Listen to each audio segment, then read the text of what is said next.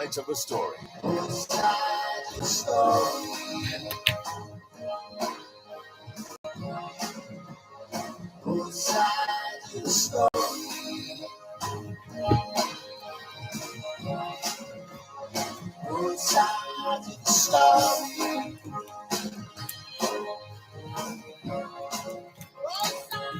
Both sides of the story. You always need to hear both sides of the story. Both sides of the story. Both sides of the story. Both sides of a story. Knowledge is power. Class is in session. Power 106. To see a world in a grain of sand, and a heaven in a wild flower. Hold infinity in the palm of your hand, and eternity in an hour. It is right, it should be so. Man was made for joy and woe. And when this we rightly know, through the world we safely go. Joy and woe are woven fine, a clothing for the soul divine. Under every grief and pine runs a joy with silken twine. The strongest poison ever known came from Caesar's laurel crown. Naught can deform the human race like to the armor's iron brace. Every night and every morn, some to misery are born. Every morn and every night, some are born to sweet delight. Some are born to sweet delight. Some are born to endless night. God appears and God is light to those poor souls who dwell in night, but does a human form display to those who dwell in realms of day.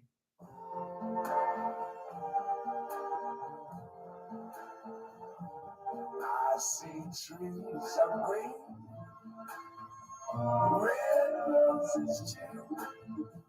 I see them bloom for me and you. And I think to myself,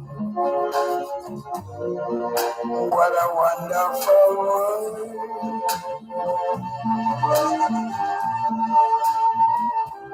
I see skies of blue and clouds of white, the bright blessed day, the dark sacred night. And I think to myself, what a wonderful world.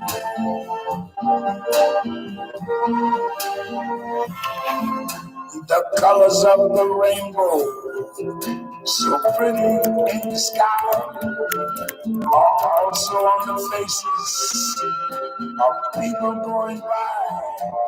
I see friends shaking hands, saying how they do. They're really saying, I love you. I hear babies cry. I watch them grow. They learn much more than I ever knew. And I think to myself, what a wonderful world.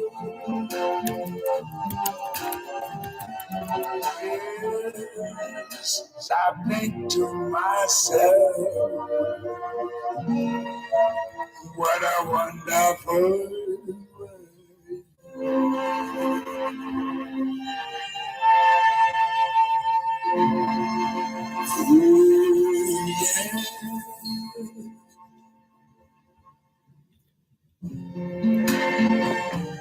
A timely reminder from Louis Armstrong. What a wonderful world. Before that, the poetry of William Blake, an edited version, The Auguries of Innocence. We're still in the International Decade of Healthy Aging, the International Decade of Ecosystem Restoration, the International Decade of Ocean Science for Sustainable Development, the Decade of Action for Road Safety, and the UN International Decade of Indigenous Languages. It's the 8th day of the 4th month of 2024. The month of April is still being observed as World Autism Awareness Month, Cancer Awareness Month, Financial Literacy Awareness Month, Farmers Month, and Manufacturers Month. The birthday of the Sultan of Johor is being celebrated in Malaysia, and there's a flower festival on in Japan. It's the American Society for the Prevention of Cruelty to Animals, ASPCA Day in the USA. And there are possibly other notable happenings across the globe, but this is what we have in keeping with the general events and observances across the globe. Hoy es lunes, el 8 de abril 2024, y les saludamos en cualquier parte del mundo que nos están escuchando en este momento. Estamos muy agradecidos por el don de la vida y el privilegio de servirles en otra edición de su programa, Both Sides of the Story, ambos lados de la historia. Nunca vamos a tomar su audiencia por sentado, porque sabemos que ustedes tienen otras opciones, y esta es la razón por la cual jamás olvidamos darle las gracias por elegir Both Sides of the Story, ambos lados de la historia, de lunes a viernes desde las 2 hasta las 5 de la tarde, aquí en Power 106 FM. La misión continua para educar, capacitar, iluminar y estimular el espíritu empresarial. Bienvenidos. What a wonderful world.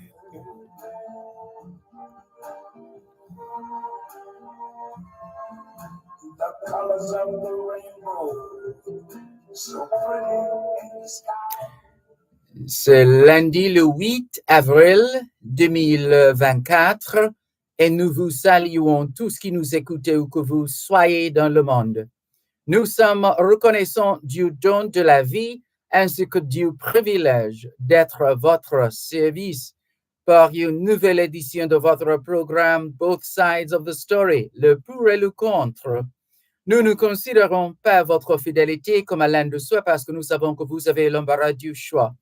C'est pourquoi nous n'oublions jamais de vous remercier de choisir d'écouter Both Sides of the Story, le pour et le contre, du lundi au vendredi de 2h à 5h de l'après-midi sur notre antenne Power 106 FM. Nous continuons notre mission d'éduquer, d'habiliter, d'éclairer et d'encourager l'esprit d'entreprise. Bienvenue.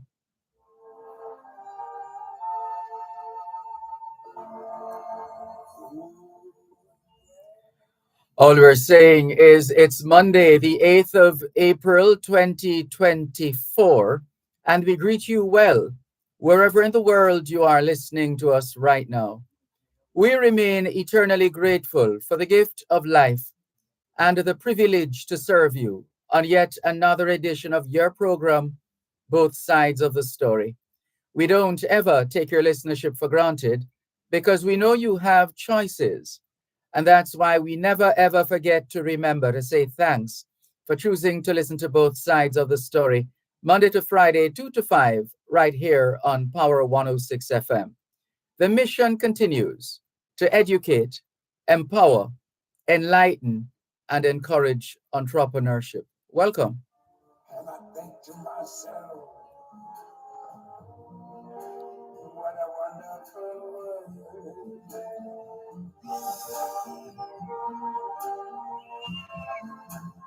colors of the rainbow, so pretty in the sky, are also on the faces of people going by. I see friends shaking hands, saying how they do. They're really saying, I love you. I hear babies cry. I watch them grow. They're like much more than I ever knew.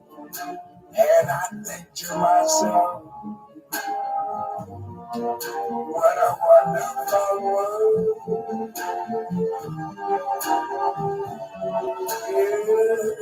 Yes, I think to myself, what a wonderful world.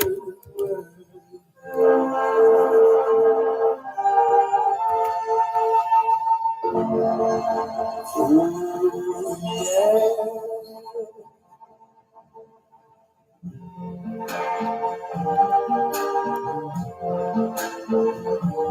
I see trees of green, red roses too. I see them bloom for me and you. And I think to myself, what a wonderful world.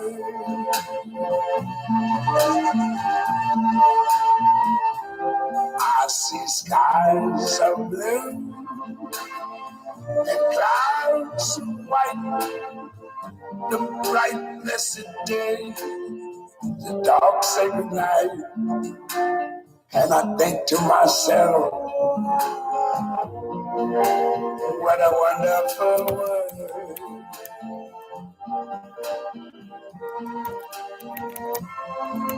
The colors of the rainbow, so pretty in the sky, are also on the faces of people going by.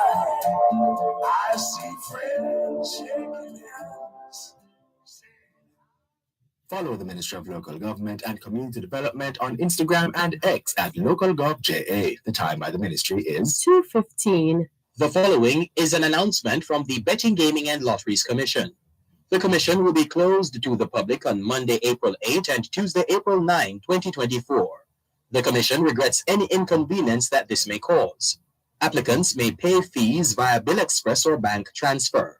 Applications and proof of payment may be submitted via email to licensing@bglc.gov.jm. For more information, persons may contact the Commission at 876-551-0376 or 876-276-9349.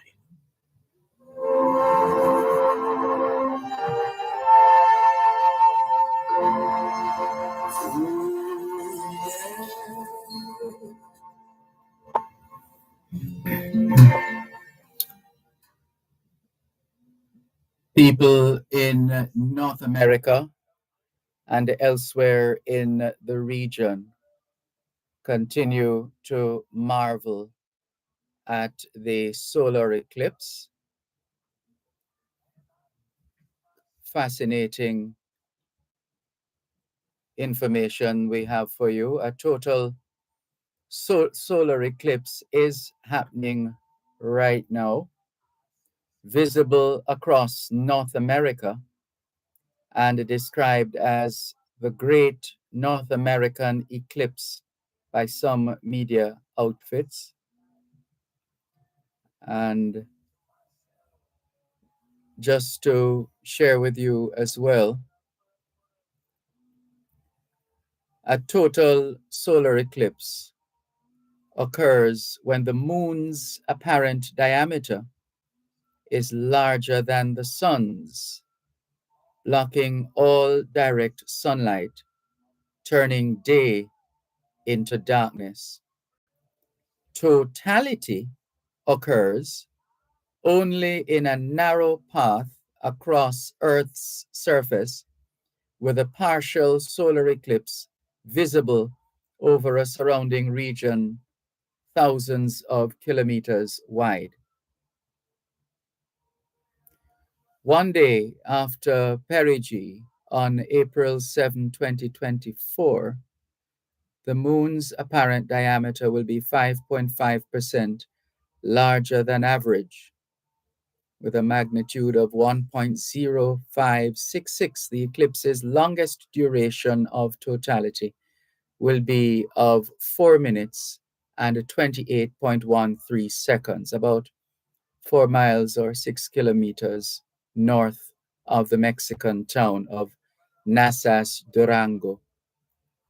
This eclipse will be the first solar eclipse visible in Canada since February 26, 1979, the first in Mexico since July 11, 1991, and the first in the United States since August 21, 2017.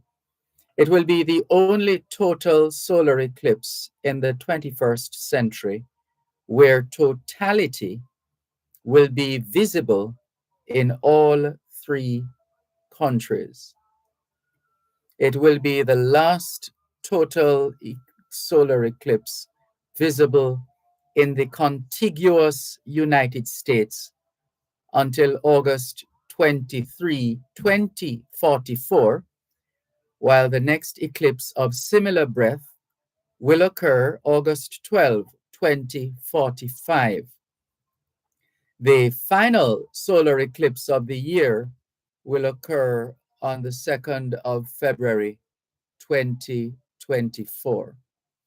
The totality of the solar eclipse will be visible in a narrow strip on the Pacific Ocean, passing 230 miles or 370 kilometers north of the Marquesas Islands, and later in North America, beginning at the Pacific coast, then ascending in a northeasterly direction through Mexico, the United States, and Canada, before ending in the Atlantic Ocean.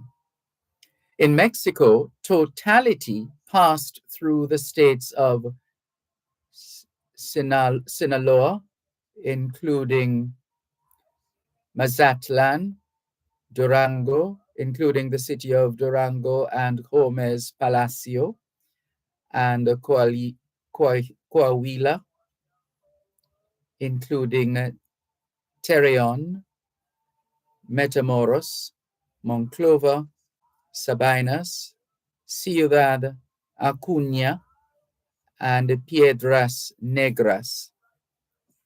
In the United States, totality will be visible through the states of Texas, including parts of San Antonio, Austin, and Fort Worth, and all of Arlington, Dallas, Killeen, Temple, Texarkana, Tyler, Sulphur Springs, and Waco, Oklahoma, including Idabel and Broken Bow, Arkansas, including Moreton, Petit Jean, Hot Springs, Searcy, Jonesboro, and Little Rock, Missouri, including Cape Girardeau and Poplar Bluff, Tennessee, extreme northwestern corner of Lake County, Illinois, and you can check it on your own.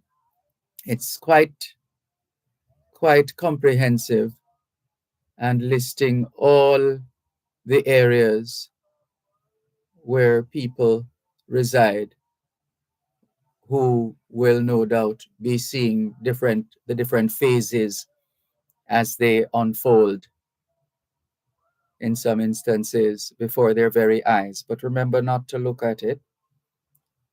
Try not to spend any time looking at the eclipse, because that has implications for the eyes, according to the experts. So don't go staring at it. Right, so those are just some of the information that we're sharing with you. There's also information on Canada. In Canada, the path of totality will pass over parts of southern and eastern Ontario, including Leamington, Fort Erie, Hamilton, Niagara Falls, Kingston, Prince Edward County, and Cornwall. And again, you can go through at your own leisure. Europe is not being excluded. The eclipse will be partially seen in Svalbard, Norway, Iceland, Ireland, western parts of Great Britain, and northwest parts of Spain, Portugal, and the Azores and the Canary Islands.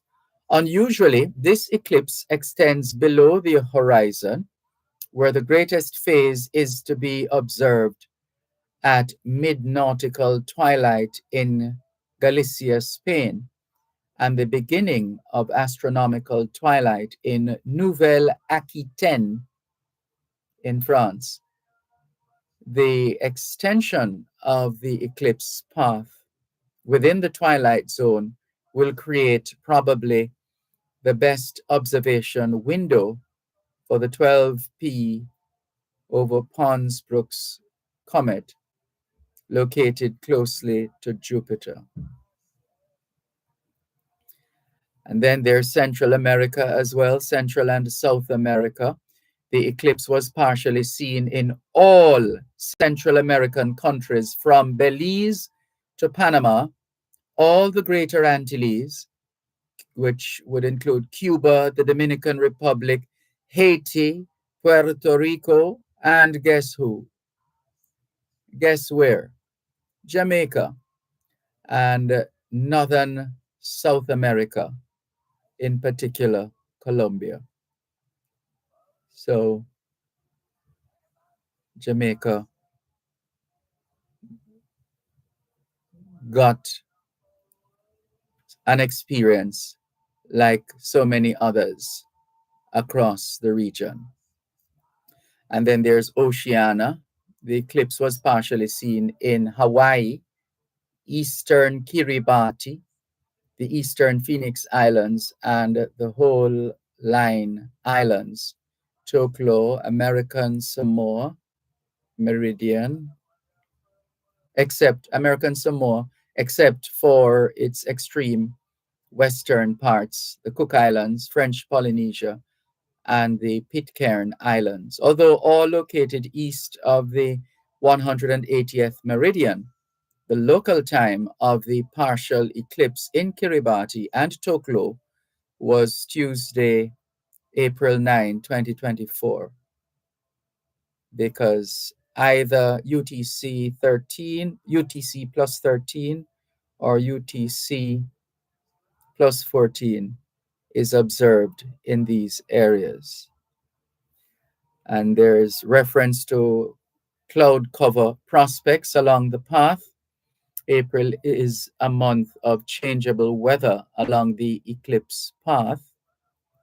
The weather in Mexico and the southern United States includes afternoon convective buildups, whereas the northern regions are still in late winter and early spring weather, with passing low pressure disturbances, example, rain, snow. Of these disturbances, eclipse day cloud cover is most likely, unless severe storms are present across the south or spring storms with blizzard-like conditions are passing in the north. The lowest average cloud coverage occurs in the south, particularly in Mexico, whereas the highest amounts of coverage crop up in the northeastern United States and Canada.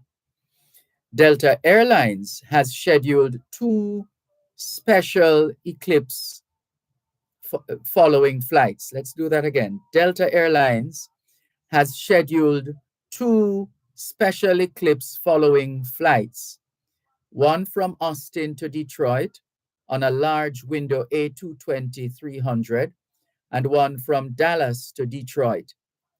Various other flights in the path of totality will also avoid cloud cover entirely. Arkansas Governor Sarah Huckabee Sanders preemptively declared a state of emergency related to the eclipse, citing the expected increase of travel to the state, which may potentially result in transportation difficulties. The region surrounding Niagara Falls, Ontario, also declared a state of emergency as an existing major tourist destination along the path of totality. It expected an influx of at least 1 million visitors today, April 8. Google introduced a blog with a quiz related to this event and a new a new animation about the eclipse upon searching keywords relating to the eclipse event on its search engine. So the eclipse is a member of a semester series, an eclipse in a semester series of solar eclipses repeats approximately every 177 days and 4 hours a semester at alternating nodes of the moon's orbit. It is also part of Saros series 139, repeating every 18 years, 11 days, 8 hours, containing 71 events, and part of a Tritos cycle, repeating the alternating nodes every 135 synodic months. And feel free to access Google and add to your knowledge of these matters on eclipses and related phenomena. In the meantime, we're going to break and get ready for today's edition of what day is today? Monday. Today's edition of not your legal corner, because that would be Thursday, but today's edition of Land Solutions, because that would be Monday, like today. So let's stand by for Land Solutions and come back after the break. You're listening to Power 106 FM. The time is now 2:30. Work is a real good need to eat. Rosy jacket, anyway you do it. It have enough more protein than you think. Enough vitamins that good for your system. Work is a real good need to eat. Rosy jacket, anyway you do it. So delicious, nutritious, it's full of B12. And the meat is sweet. Pork is a real good need to eat. Jamaican pork, always a healthy choice. To taste your protein choice. A message from the Jamaica Pig Farmers Association. The following is an announcement from the Betting, Gaming and Lotteries Commission. The commission will be closed to the public on Monday, April 8 and Tuesday, April 9, 2024. The commission regrets any inconvenience that this may cause. Applicants may pay fees via Bill Express or bank transfer. Applications and proof of payment may be submitted via email to licensing@bglc.gov.jm. For more information, persons may contact the Commission at 876-551-0376 or 876-276-9349.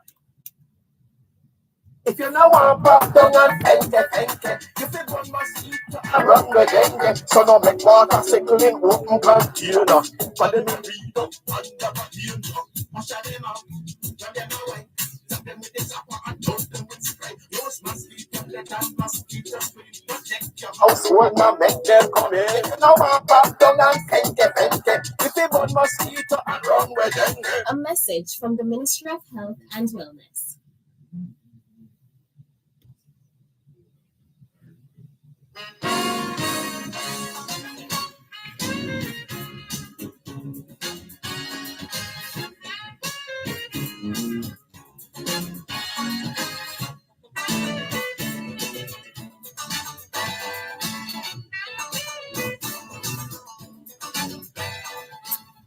It's a Monday afternoon, just after 2:30, and you know what that means. Time for Land Solutions, the program where all your land-related matters are dealt with.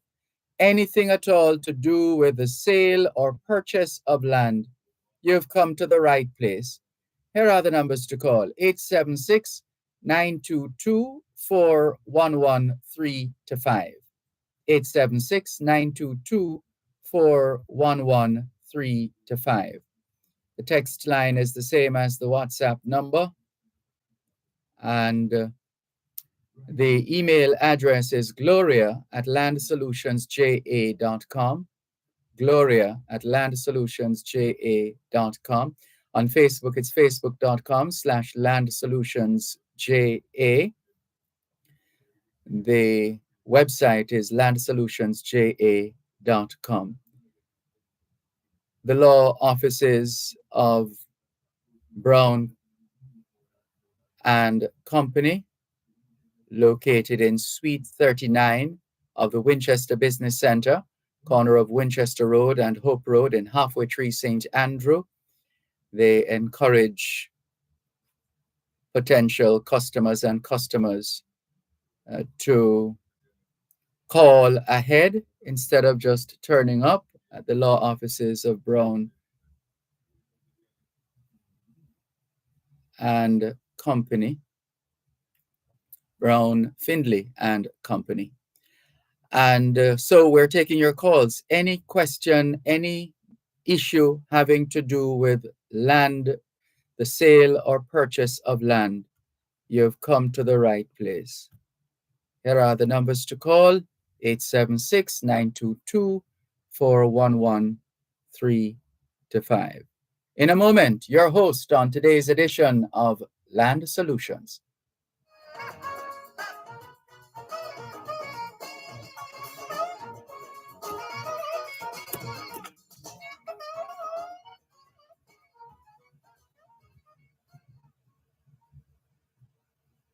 Good afternoon, listeners. Thank you for tuning in to today's edition of Land Solutions. I'm Felicia Findlay. I'll be your host for today.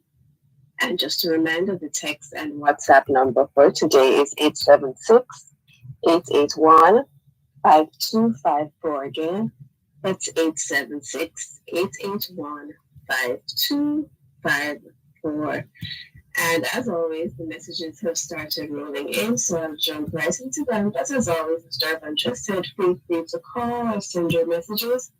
And again, to call live on air, those numbers are 876-922-4113-5. My grandmother promised me she would will her house to me. While she was alive, I took care of her, paid her doctor's bills, and paid for her funeral expenses. When she died, I found out she made a will many years ago and didn't change it. So everything was left to my uncle, who she hadn't seen for over 20 years. Is there anything I can do? So grandmother made a will 20 years ago, willing everything to her son, even though after that she had promised her granddaughter that she would will the house to her. And the granddaughter says she took care of her, paid her bills, paid her funeral expenses, and now she wants to know if there's anything she can do. Alas, no. This would be a tough hill for her to climb, almost insurmountable. We have to pay close attention to the actual terminology. It's your last will and testament. It is the last written record of your wishes. So even if you've done it and you did it 20 years, as in this case, you did it 20 years ago, the fact remains that it's the last document on record. So even if she had said things to the contrary, that she wanted to do this or she wanted to give the house to this person, as soon as she died, her last will and testament would come into effect. So the will made 20 years ago would be the valid document, and her uncle would be the one entitled to the property. It is unfortunate, perhaps. I mean, we never can tell someone's true intention. Perhaps the grandmother really wanted to will the property to her daughter, but never got a chance to change the will. Or you know what, maybe she had no intention of ever changing her will. But again, the fact remains that the will made 20 years ago would still be valid. Many persons still believe, and incorrectly so, that you are entitled to something from a person's estate if you took care of them, if you paid their bills, if you paid for their funeral expenses. That doesn't make you automatically entitled to share in their estate. It does not.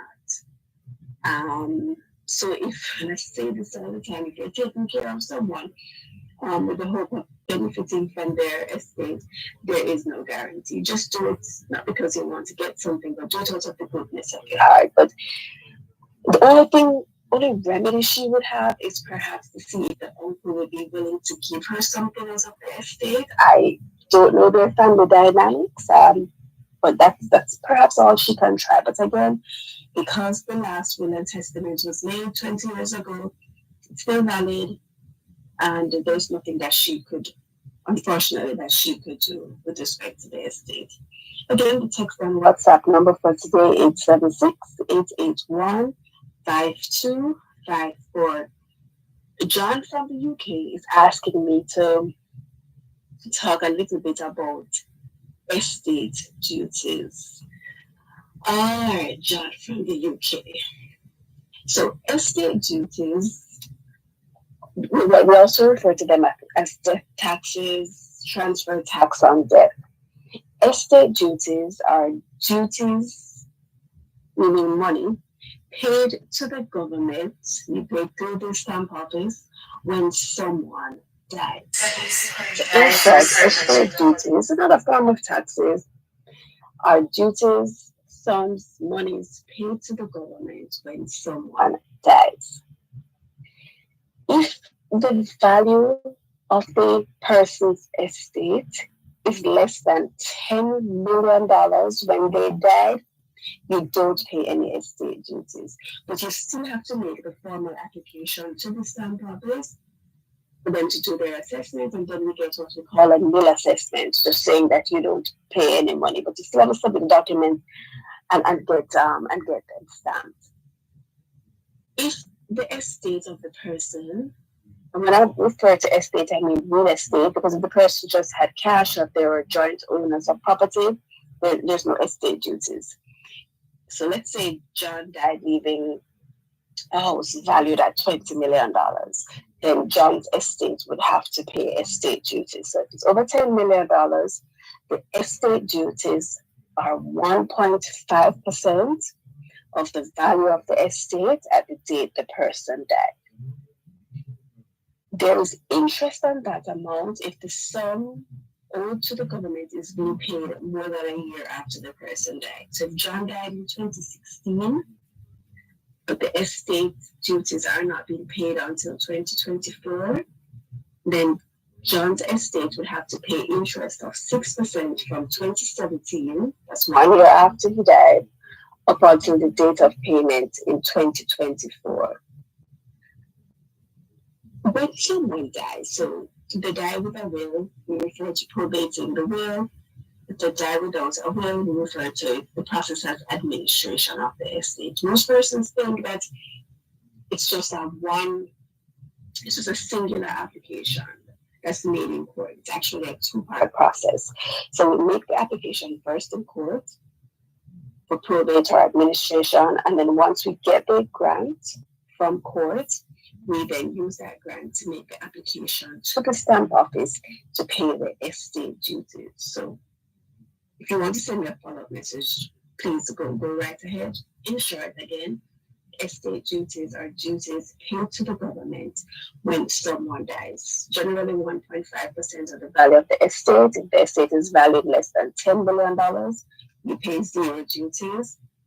If it's over $10 million, again, 1.5% plus 6% interest if the duties are being paid more than a year after the person died. It is the responsibility of the administrator or the executor of the estate to pay the estate duties. And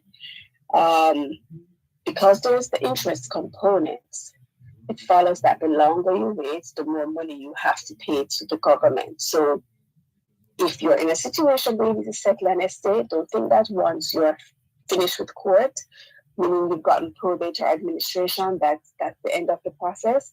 you have to follow it up with an application to the stamp office. And many times we'll see clients coming in saying, I've gotten probate in my mother's estate. I now want to sell the property, or I now want to go ahead and transfer it to my name or to do whatever. And so we say, all right, fine, you have probate. How about the documents from the stamp office, the stamp commissioner certificate? Have you paid estate duties? And most 9 out of 10 times they're at a loss because most people think it's just a one-part application. So remember, it has to be a 2-part application. And when someone dies in Jamaica too, remember, you also, after probate is granted or administration, you have to apply for the estate TRN. There's no way around that. It doesn't matter if the person had a TRN while they were alive.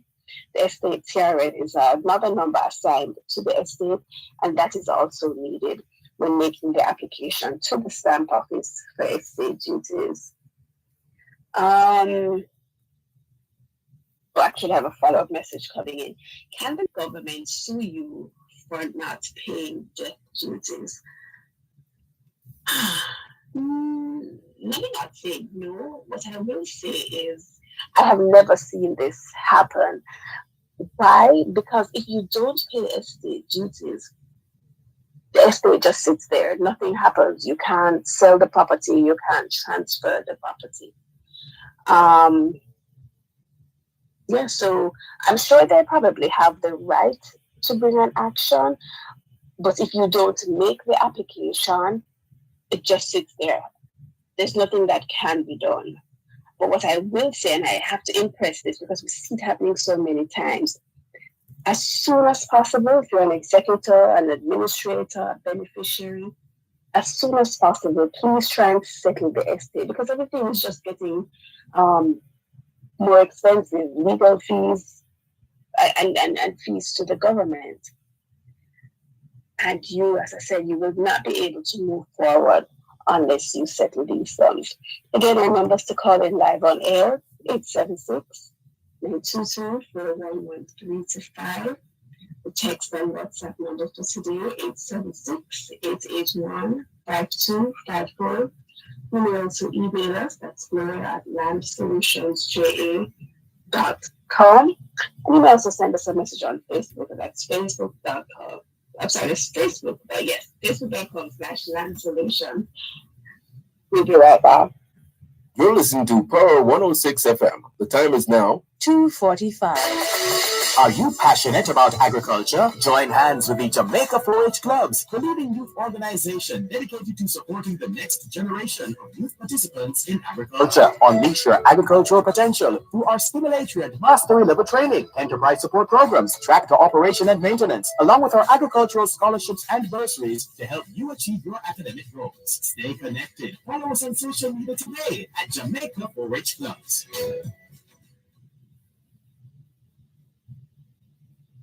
Is an announcement from the Betting, Gaming and Lotteries Commission.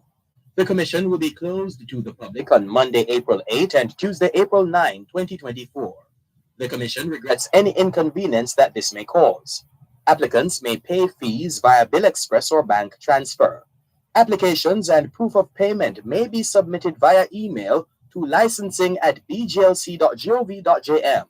For more information, persons may contact the commission at 876-551-0376 or 876-276-9349.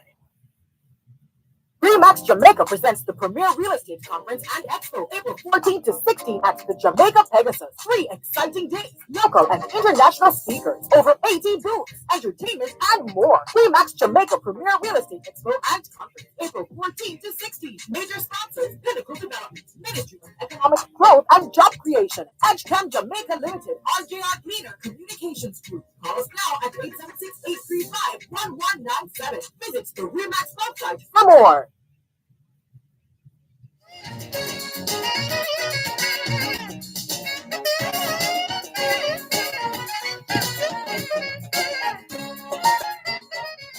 You're listening to Land Solutions during both sides of the story here on Power 106 FM. Land Solutions, the program where all your land-related matters are dealt with. Anything at all to do with the sale or purchase of land. The numbers to call 876-922-4113 to 5. 876-922-4113 to 5. The text line, same as the WhatsApp number. I believe that's 876-881-5254. 876-881-5254. Shall we go to a call? Yes. Good afternoon. Good afternoon. Thanks for calling. Good Could I afternoon. speak to Miss Gloria, please? She's on. She's listening. Miss Gloria. You mean Calicia Okay, Findlay. good afternoon, Miss Kelly. Yeah. I just want some. No problem. Go right ahead. Yes, ma'am. I just want some information or some. I have been living on a piece of land for about 5 years, about 50 years. I've been paying, just paying for the land. But for the last maybe about 6 years now, the person that I was paying the. Hold on 1 second, please. I just wanted to clarify. You're telling me different years. How long have you been living on it? About 50, call it about 50 years. 15. 50 years. 50. 50, yes. All right, no problem. Mm-hmm. But until now, I can't get the land out there. I know they still don't sell the land to me. But the lady that I was paying the tax to, otherwise the rent, she passed on now. So from that time, it's about 6 years now, I've not been paying any because nobody comes to collect Okay. for the land. But my contention is this that a part of the house is board and a part of the house is not. And right now I'm tired just to be working on board from spending so much money. I would like if I can, demolish the board and just put the whole thing into concrete. But I can't find anybody to speak to. There's no family around. I don't know who. We're just trying to find somebody that is connected to the land. We just can't find anybody because when she died, Yes. there's no family member, nobody come around. So I just want to ask you if it would be what do you think I could do if I could go ahead and just demolish and go ahead and build the rest of the house in. All right. That is a tough. Let me tell you, you're in a bit of a tricky spot. Yes, ma'am. Of course, I want to make sure that you are safe, and I understand that the property needs to be repaired.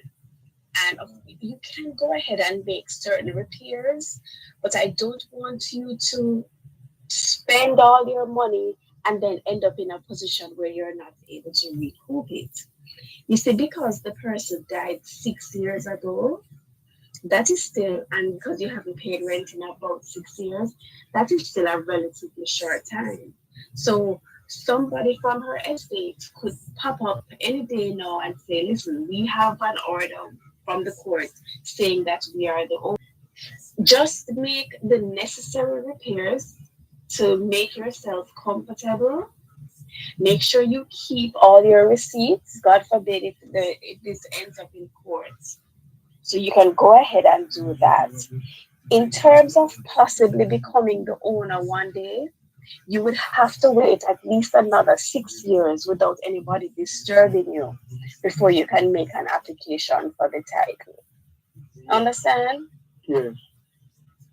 So that's So a do period what of you 12 do what years. you need to do to make yourself comfortable and secure. Make sure you save all your receipts, but please don't go overboard. Don't demolish everything and build a mansion. Because I never advise persons to spend a lot of money on property that is not legally theirs. Okay. Understand? Yes, and I think other family members they're trying to even to find the title to find it, and just nobody just can't find nothing pertaining to the land. So out of members of the family have to go ahead What and parish is it in? it is St. James. St. James. You should be able to find something. Call me in office tomorrow, 908-1950, because I should be able to see if I can at least find the owner on the tax roll. Just to see if anything has changed. The owner, we know the owner, but we just cannot. Nobody can find the title. What's the number? 90. You can keep listening, but it's 908-1950. 908-1950. All right. Thanks for calling. And again, for those who may want to call us in office, the numbers are 876-908-1950, 876-908-3518.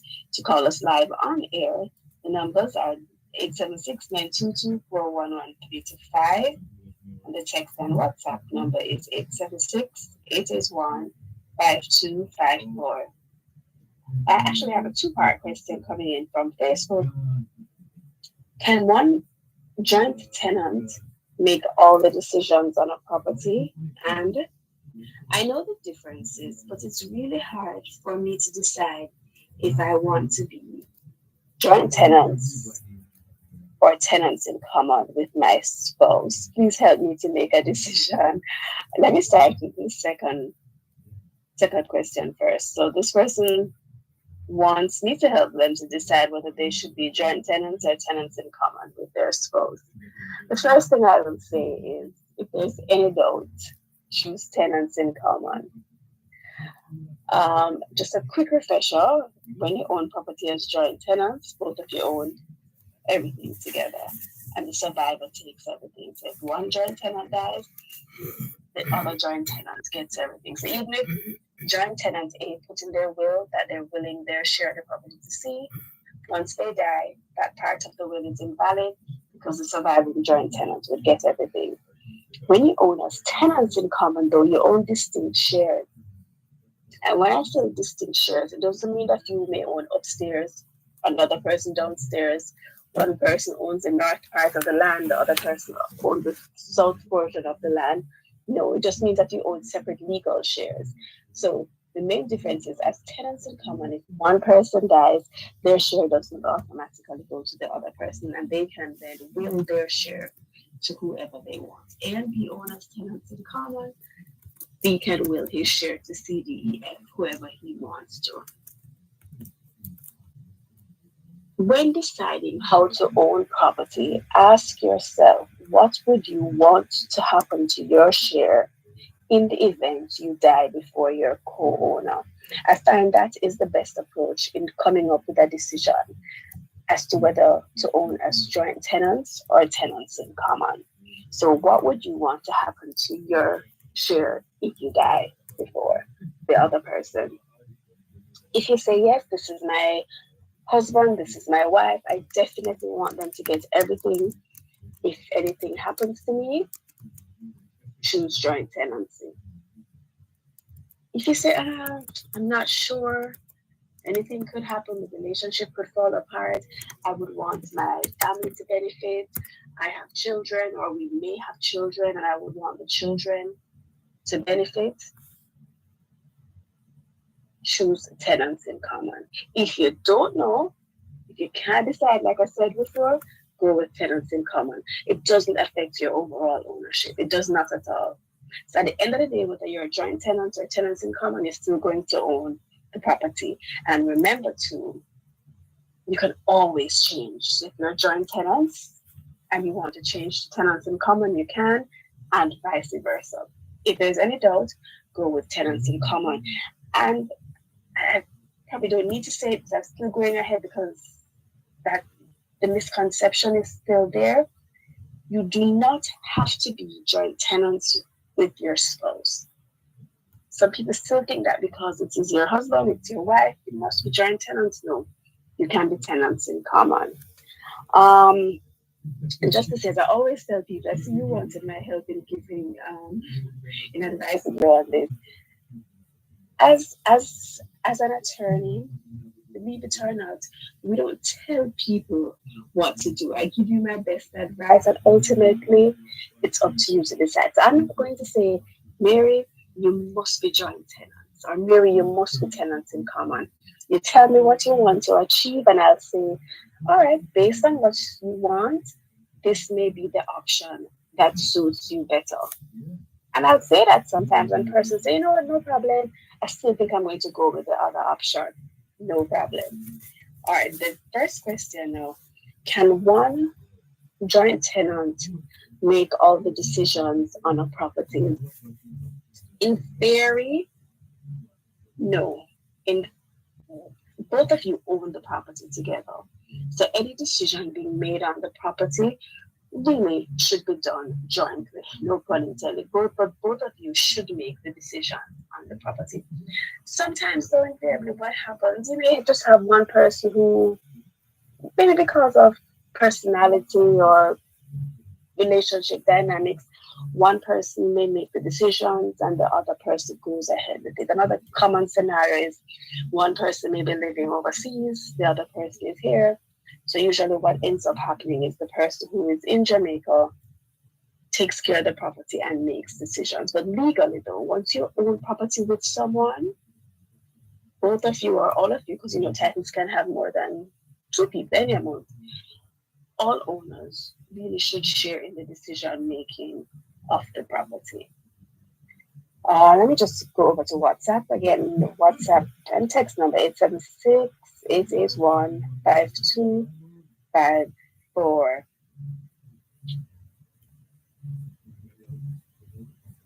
If a purchaser's mortgage application is not approved,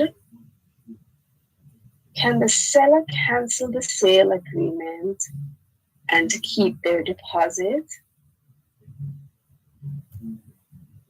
If a purchaser's mortgage application is not approved, can the seller cancel the sale agreement and keep their deposit? It is possible, yes. Yes. So generally speaking, when you're buying property, if you are unable to complete the transaction, or whatever reason actually, whether your mortgage is not approved, whether you just can't come up with the balance, if you change your mind, whatever, the law says the purchaser being unable to complete can lose their deposit. And when we talk about the deposit, or when we speak about losing the deposit, that's generally no more than 10% of the purchase price. So, yes, you can lose your deposit if your mortgage application is not approved. However, many sale agreements specify, and I'm being very careful with my words, many sale agreements, and I'll get back to that right after the break. This is Land Solutions. Contractors, developers, and small builders. Contact Coast to Coast Group of Companies for high-quality concrete products. The time by Coast to Coast Group of Companies is 3 o'clock. Power 106 FM, the digital sound, and now reaching you in more ways. Listen to us on 106.1 to 106.9 on the FM band. You can also listen to us on the Power 106 FM app, which you can download on the Google Play Store or the Apple Store. You can tune in on your mobile phones by dialing 631-359-8281 if you're in the US. And if you're in the UK, you can dial 0330-606-0953. Plus, listen to us on OneSpotMedia.com and the OneSpot Media app, or log on to go-jamaica.com. Power 106 FM, where all views can contend, giving you powerful talk radio in so many ways, on air and online.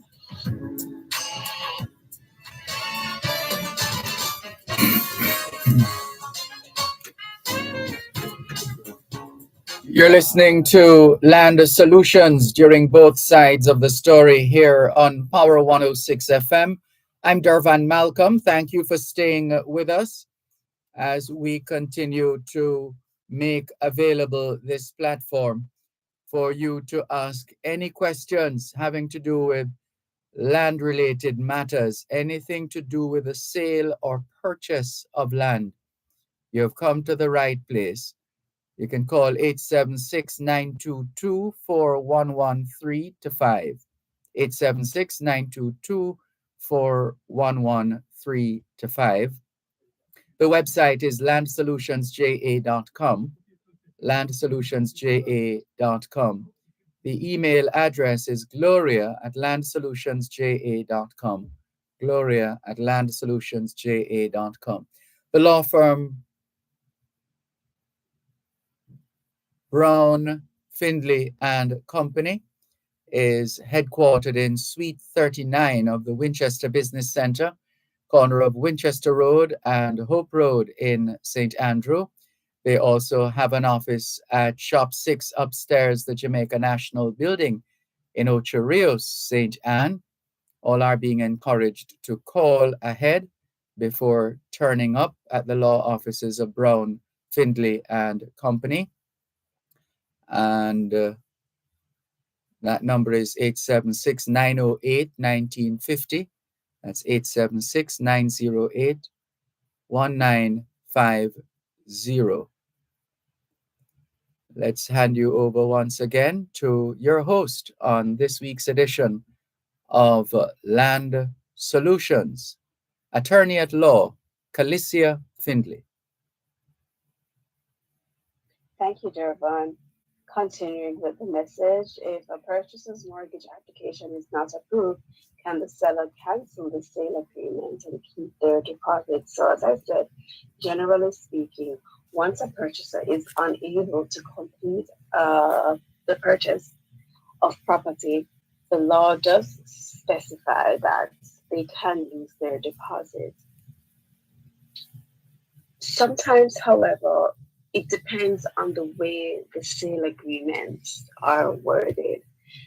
And usually what happens when a purchaser is getting a mortgage, there is usually a clause that says, and I don't want to get too technical because this could take me all day to explain, but in a nutshell, there is usually a clause that says the sale is subject to the purchaser getting a mortgage. Is unsuccessful, then the sale cannot be completed. So in some cases, where the purchaser's mortgage application fails and the sale is cancelled, in some instances, they will get a full refund of all monies paid. Because again, it depends on the particular wording of the agreement for sale. So, of course, ensure that you get an attorney. Purchaser has their own attorney, and the seller also has their own attorney. And both attorneys will negotiate the terms of this sale agreement. Also, for purchasers, when you are bank, listen, in fact, even before you start looking on property, once you say, you know what, I think I may be interested in possibly buying property one day, as soon as the thought comes into your head, even if you're not quite ready to go start shopping around, please get a loan, get a pre-approval, I should say, get a pre-approval or an eligibility letter, a pre-qualification letter, goes by any other name, but get your pre-approval because that tells you exactly what the loan institution is willing to lend you and how much your monthly payments will be. Why is it important? It will prevent you from losing your deposit once you start a sale agreement. Why? Because you won't go and place an offer on a $20 million property when you know that the bank is only willing to lend you $10 million. And two, really nowadays, if you're working with a real estate agent, and in fact, if you're going directly to the seller, that's going to be the first thing they ask you for. Let me see your pre-approval. You don't have a pre-approval? All right, sorry, I'm not wasting my time in showing you this property. So get a pre-approval. Even if you end up never using it, it can't hurt to have your pre-approval. On Facebook, Rose from Canada, thanks for tuning in, Rose. She says, Toronto, how do you get back a death certificate if you have lost it? I really welcome this question because in many instances, when we inquire as to why an estate wasn't, settled sooner, or why everything is just hanging in the balance, somebody will say, well, we lost the death certificate, or the executor or the daughter took the death certificate and they're refusing to hand it over. A death certificate, especially in Jamaica, and in fact, many other jurisdictions, I'll get to that shortly, those are public documents. Anyone, the person died in Jamaica, anyone can apply for the death certificate. You really don't have to show any relationship. As attorneys, we apply for death certificates, marriage certificates, birth certificates from the RGD almost every day for our clients. So if you say that you can't find or you're unable to get the death certificate, that is not reason enough. You can go to the RGD directly. They have many offices around the country. You can make the application online. In some other jurisdictions, I know in some states in the US, you have to show that you are a relative of the person before you can make the application for a death, marriage, or birth certificate. But that's not the case in Jamaica. So, Rose, just apply. You say you're in Canada, you can make the application online by the RGD's website for the death certificate. Let me just jump over to WhatsApp. It's actually an interesting two-part question. Can you sue someone who has taken your land by adverse possession? And can you sue the bank who has given this person a loan? In the past, I had a loan, won't call the name of the bank. In the past, I had a loan with a particular bank, and now I found out that they have now given a mortgage to this new person who has stolen my property. First part, can you sue someone who has taken your land by adverse possession? You can sue the person, but I guess the question is, will you be successful? You can only be successful in a claim of this nature if you can prove that the person has obtained the title for your property fraudulently. And many persons think that once someone obtains title by adverse possession, let's say the person was squatting on the land, they think that is fraudulent. They think that's a dishonest way of obtaining title. Of course, really not. Of course, opinions are very diverse, I should say, on adverse possession.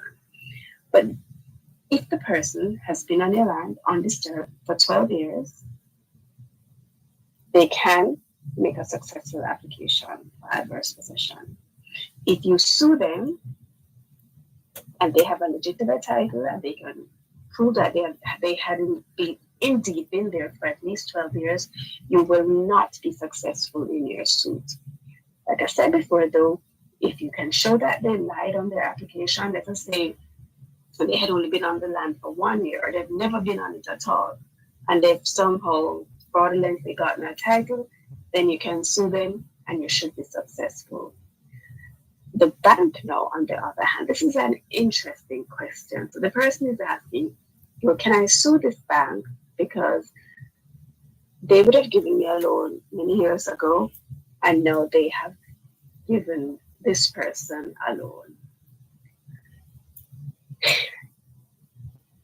If the person's title is legitimate, you would not be able to sue the bank because your loan would have been paid off, and this would be an entirely new transaction that the bank is undertaking.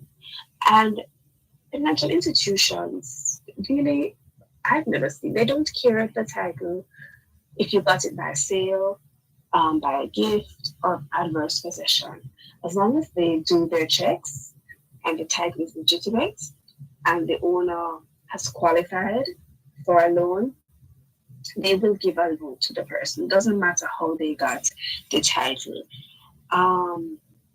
I remember, I can't remember the name of the case, but it was a couple years ago, and I remember the property in St. Catherine. It was in St. Catherine, a large parcel of land where someone Someone was the owner, and I think someone else claimed a portion of it someone bought it, and there were squatters on the property, and I think the squatters tried to make a claim for adverse possession and to overturn the title, and the squatters were successful because they had been there for a long time, and this new owner of the land had gotten a mortgage. And I remember in the decision of the case, the judges said that the loan institutions, as well as the person buying the property, have a duty to inspect the property. So I'm not sure about the circumstances surrounding the purchase of that property, but in essence, what happened is that someone bought the property, they got a loan,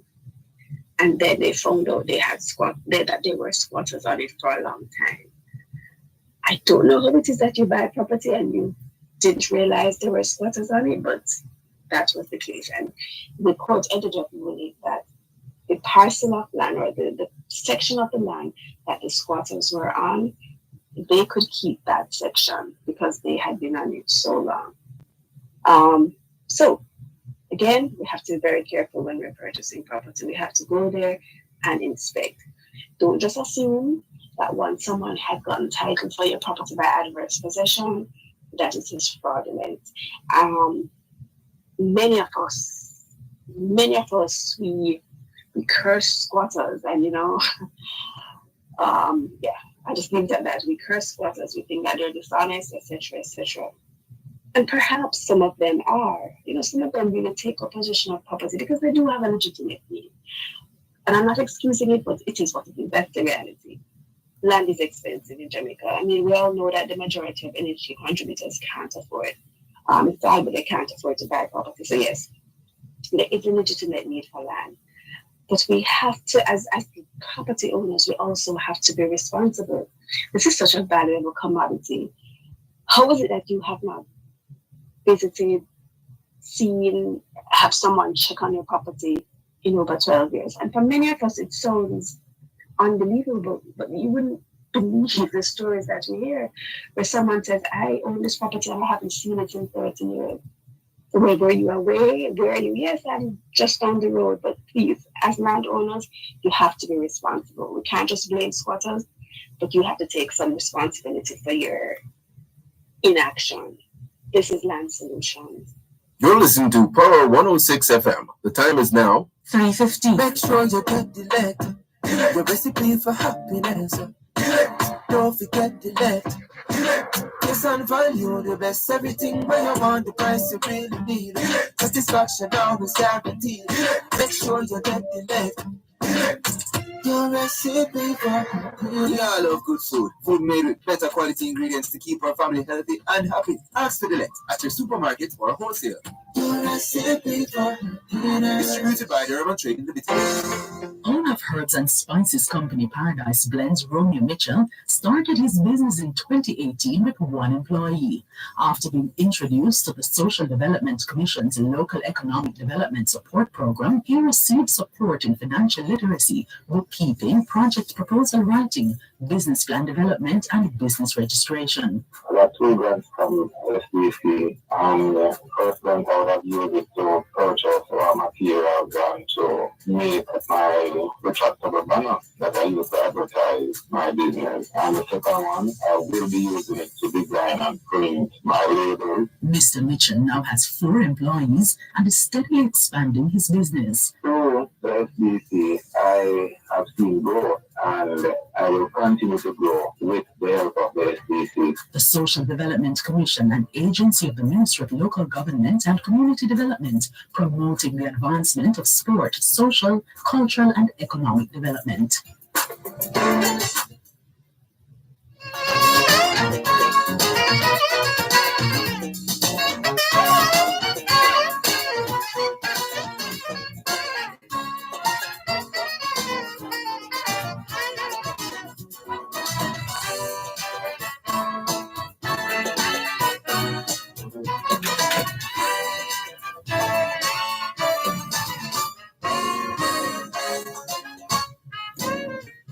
You're listening to Land Solutions during both sides of the story here on Power 106 FM. Land Solutions, the program where all your land-related matters are dealt with. Anything at all to do with the sale or purchase of land. You've come to the right place.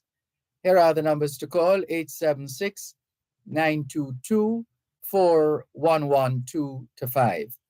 876 922 411. Make that 3 to 5. 876 922 4113 to 5. The text line is the same as the WhatsApp number on Land Solutions this afternoon: 876 881 5254. 876 881 5254. The website is landsolutionsja.com.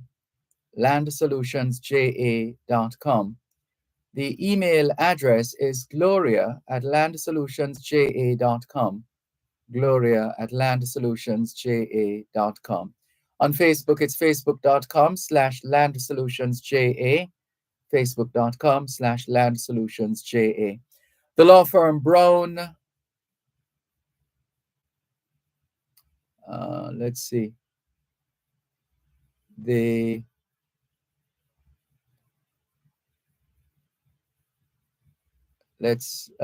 where is, we're gonna ask, hold on, let me see. We're gonna ask Calicia to, okay, go ahead, right. So Calicia, go ahead, Calicia. I'm sorry, Dervan. I'm not sure if you're hearing me. There seems to be a delay. Not sure why. But just continuing with what Dervan was saying, if you'd like to contact the law offices of Brown, Finley and Company, we're at 339 Winchester Business Center in Kingston 10. On our numbers to call: 876-908-1950, 876-908-3518. And still continue sending your messages now, however, to 876-881-5254.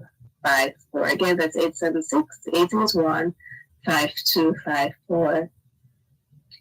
Is a will valid forever? Technically, yes. Meaning, if there are no challenges, and if there are no intervening circumstances. What do I mean by intervening circumstances? Everybody's favorite topic: adverse possession. So let's say John made a will 30 years ago. He willed it to Mary. John's will is technically still valid. However, if Susan, so John made his will 30 years ago and he died around that time, if Susan has been living on the property undisturbed for, let's say, the past 20 years, even though John willed his property to someone else, the fact that Susan has been living there undisturbed for 20 years would mean that her rights have now trumped or cancelled whatever the will would state. So, yes, technically a will is valid forever. That's if it's not challenged or if there are no intervening interests. So, many persons will come in and say, my grandfather made this will 40 years ago, however, and he willed it to me. However, this stranger has been living on the land for 25 years. I want to get them off, and I want to get title in my name. Usually it's next to impossible, because once that person has been there for such a long time, you never try to get them off, they can go ahead and get title in their name. So act quickly. Don't just think that because you have a property willed to you, or don't just think that because you have title in your name, you can sit and be comfortable all the time. If you have a will, get it probated as soon as possible. If you have land in your name, have title in your name, check on it often. Fence it, take care of it, put a caretaker there, rent it, even $1 a month. But you can't just leave it up. Someone says they have a comment and a question. The comment is, I think 12 years is too short a time to be able to apply for a title, it should be increased to 20 years. Actually, it's two comments. And there should be a law that makes it mandatory for wills to be registered and filed as soon as they are written. This would prevent a lot of confusion.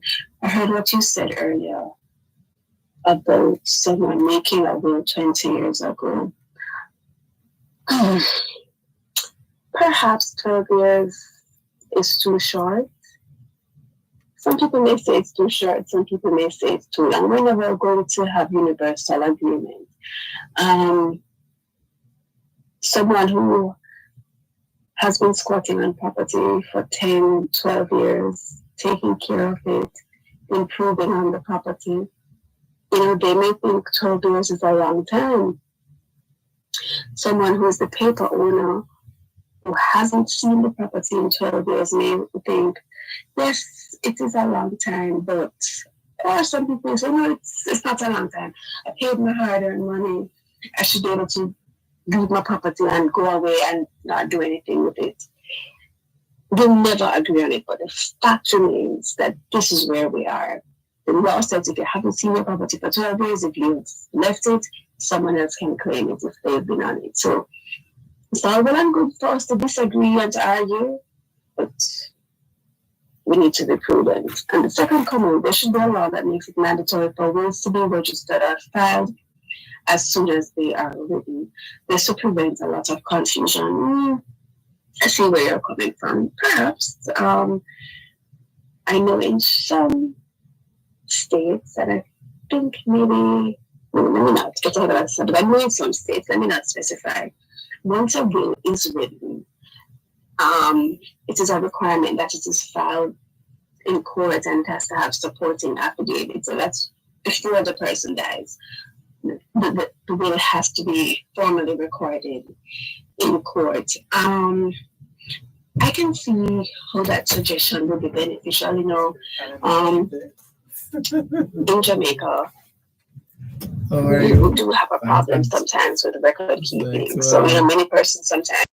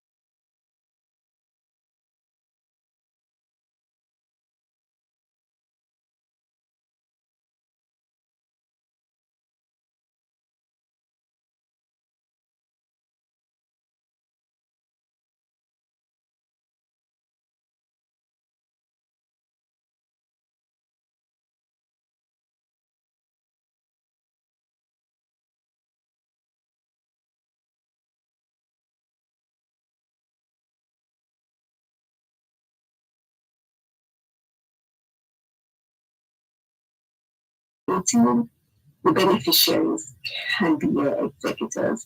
People still think, for whatever reason, that if you're getting something from the will, you can't be an executor. Absolutely not, you can. What you need to remember is that if you're getting something from the will, then you can't be a witness. You know your source. But executors can be beneficiaries.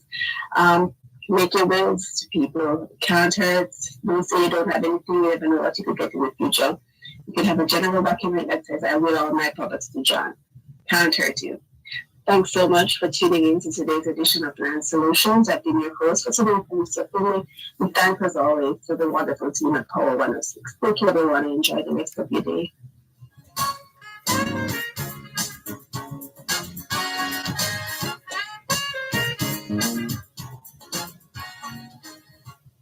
Help us protect Jamaica's borders. Tell us about any illegal guns coming through customs-controlled areas. Call Crime Stop at 311. The time by the Jamaica Customs Agency is 3:30.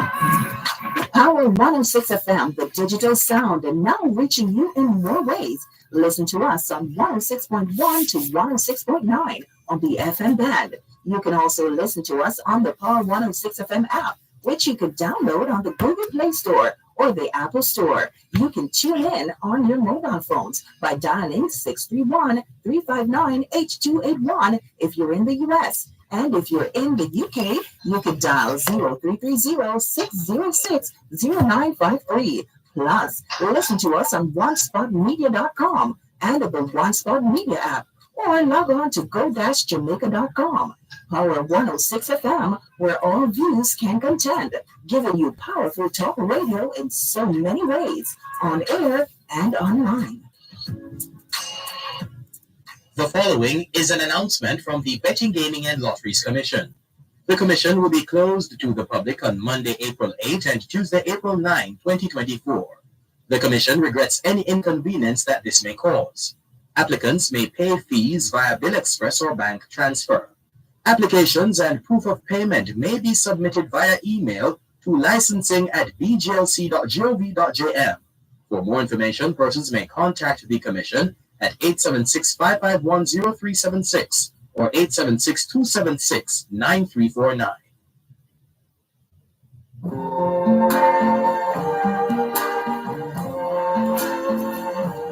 I see trees of green,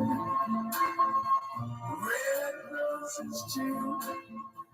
I see them blue for me and you. And I think to myself, what a wonderful world.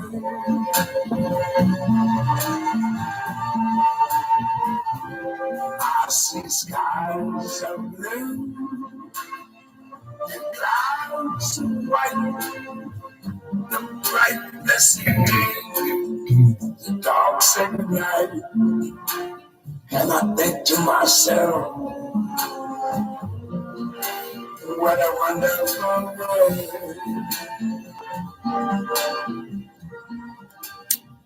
Indeed, it's still a wonderful world. Thank you so much for staying with us here on your program, Both Sides of the Story on Power 106 FM. I'm Dervan Malcolm. So what have you been seeing in your neck of the woods? Wherever in the world you are listening to us, would love to hear what you have been seeing so far as the eclipse is concerned. Feel free to share with us and send your messages to 876-365-3346. 876-365-3346. That's the text line, same as the WhatsApp number. And you can always call the regular lines 876-922-4112 to 5. 876-922-4112 to 5. So feel free to call us and message us about what you've been beholding, what you've been seeing as far as the solar eclipse is concerned, the total eclipse and all the other elements of celestial matters. How about that? So feel free to share with us what you have been seeing so far as the eclipse is concerned, and we can talk a bit about it and also try to get a better understanding of how it is unfolding. And we are also going to be featuring the work of the Digicel Foundation, and you'll hear more about that. That is coming up as well here on both sides of the story. But let's go to the phone lines. 876-922-4112-5. Let's go to the text line, same as the WhatsApp number. Hello, good afternoon. Thanks for calling. Yes, Mr. Dervan. Good afternoon, sir. Good afternoon. Hello. Yes, sir. Mr. Churchman here today. Yes, sir. Mr. Dervan, I'm seeing anything with the eclipse, sir. I know it don't pass our side and for us. But according about Mr. Dervan, I just ask you a question for Mr. Dervan. And I call you. What do you observe about my car? The thing that you observe with my car. I haven't been paying that keen an attention level. Haven't been having been that. My car. You observe any solution? I give you a solution. Oh, you always share your thoughts and your ideas. Yes, solution. Yes. So I'll couple here today. The price What's of that? the US dollar, Jamaican dollar being devaluated because we have to buy so many things from overseas. That's what because, right, sir? The what? Our dollar weak because we have to import it so many things in the country. Sorry, you're throwing away some of your words, so I'm not hearing everything that you're saying. Go ahead. I'm asking you. Uh-huh. I'm asking you if the reason why our dollar weak, if it's because if we are importing too many things.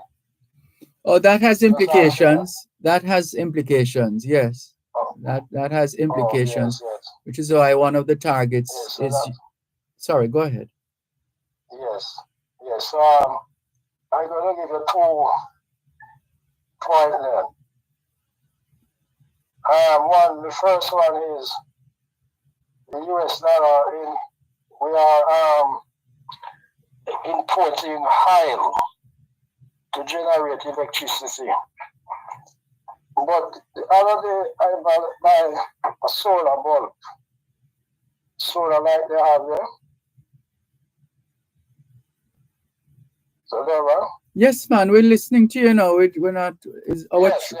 Our training dictates that we're not supposed to say things like and ooh and you understand? So we listen. Yes, I give you a point. I believe the government should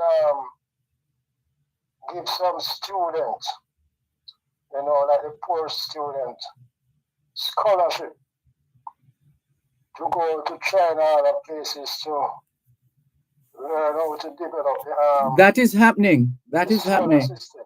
That is happening. It's happening. Not. I'm not speaking to a specific project or plan or action, but from what I know, having gone to China myself, is that there's a lot of exchange going on between Jamaicans and the Chinese, Jamaica and China. Yes, I know. Yes. You probably have some doctors, but what I'm talking about is a couple of foreign exchange. The solar is one of it. You could have the solar pump. You pump the water, and you have the solar electricity. I see I purchased a light the other day, a solar light. about 8,000, but it's 150 watts. And tell him, Mr. Dervan, that thing works like a magic, man. And the whole house have that. What's the price for that's the price for the one bulb? 8,000 something? 500. It's not as a sun in the sun charge it, and in the night it come on. Okay. Solar bulb. Sounds like a solar bulb. Yes, the whole solar. Yes. The whole night you have light and it's very bright. So I'm planning now to have the whole house outfitted with it. With the sun. So I'm saying, if the government go that way, target the people, the young people in solar to develop those bulbs, you can export them afterward, and you have the people them now distribute to the people they can buy at a low price. And one more point, Mr. Dervan, about the crime and violence. I believe the reason why you have it some of the time. For instance, if you're in a community and the community is very peaceful, the government don't come in and reward the community. I said a community where we here probably no murder. The government should go in those communities and have some program. Some big but program. there was such a scenario. There was such a scenario in Augustown, wasn't there? No, Augustown, they have this. They go in with the peace management unit. I'm not talking about that. I'm talking about. So, for instance, you pay a light bill. You pay a light bill, and you have other people not paying light bill. Like for JPS now, they could come around and reward those that paying their light bill. And those that are not paying would motivate to be paid, because they would say, so one day if I pay my light bill, probably I will drive a nice stick up because it's a JPS what they're doing. So you can stimulate people to be good, but what I've seen happening, we have a community that's very violent. The government go into that community with Zozo and build it up. And the community that is peaceful, they don't have anybody rewarding those communities. So the people that are doing good, sometimes they feel like they shouldn't do good because there's no one that's rewarding them for the good that they're doing. How do you propose that rewarding of customers take place? For JPS now, you have a community then where you have a high stealing a light, a high percentage. They could, for the here JPS could have like a raffle where they pick out even 2 or 3 persons from the community, and then now they would put it over the media and say these are the 3 persons from such a district. These are good paying customers, and they reward them handsomely. So the others that are not paying now, they look and say, you know what, one of these days, probably if I were paying, I could have something good. So you kind of stimulate good. And you go right through the country with that. But what's going on now, they're stimulating people with bad, they're highlighting the most bad one, and the ones that are good, they don't get much attention. So I observe it, so if they do that, Mr. Dervan, I like the good, and the one that is bad, let them get jealous and say, one day, if I do good, probably something will come my way. So they have a hope. And the community now, you do the same thing. You have a community that is peaceful. I like them, and you go into that community and you put it on the TV, so if I hear this community, divide them very low, and you fix up that community. So the other community that is bad now will get jealous and say, say, we are going to try to do some good. So, the government. We hear you. If only it were that easy. If only it were that easy. Well, hold a moment, please. One moment. You're listening to Power 106 FM. The time is now 3:45. Tune in every Thursday at 3:30 p.m. for Your Legal Corner with Dana Walker Huntington, during both sides of the story with Dervan Malcolm on Power 106 FM. It's your source of information regarding U.S. immigration matters, combined with Power 106 FM's pioneer of diaspora broadcasting. Call in with your U.S. immigration queries and concerns on 876-922-41125, or send a text or WhatsApp message to 876-279-8598 and get the answers you need for your U.S. immigration questions. That's Your Legal Corner with Dana Walker Huntington, Thursdays at 3:30 p.m. during both sides of the story with Dervan Malcolm, only on Power 106 FM.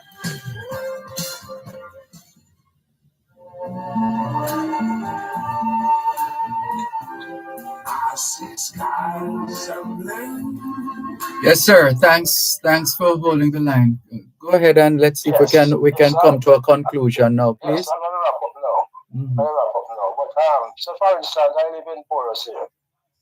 You have a lot of community, a Red Berrydale and surrounding community, Spring Grove and these communities. So for Porus then, for the here, the police would involve in a lot of people. And he would highlight that this community was one of the outstanding community. So the government would pay a lot of attention to that particular community. And when the other community said, why, look at Redberry Road, it's so nice, and the car, but here they don't have no crime, no murder, and everyone is very handsome and nice road and set up some nice thing there. They had a community that are not peaceful. We want to be like Redberry because in Redberry peaceful, they had a here again. The government will target them. So the others will come on board. So Mr. Dervan, I said to you, sir, if you could allow people to give suggestions how can the country better, because a lot of people have some good suggestions out there. So you take care, sir, but most of all, we can't forget God, though. That is the most thing, though, Mr. Dervan. In all of planning, we have to put God first. Yes, sir. Take care, Mr. Dervan. Thank you. You too. Thanks for the call. Yes. Good. Bye-bye. This is your program, Both Sides of the Story, Power 106 FM, still streaming live on the Gleaners website, go-jamaica.com. We do have quite a collection of messages. We also have some calls we have to take. 876-922-4112-5. 876-922-4112-5. And the text line, same as the WhatsApp number, 876-365-3346. 876-365-3346. Hello, good afternoon. Thanks for calling Both Sides of the Story. Oh, that's a terrible hum there already. Okay, hearing you now. Go ahead. Good afternoon. Yeah, good afternoon, Dervan. Good afternoon. We're listening. Go ahead, please. Yeah, I'm calling from Florida. Welcome. Yeah, I'm giving the report of the solar eclipse, for today. Yes. It was very beautiful. And from where were you watching?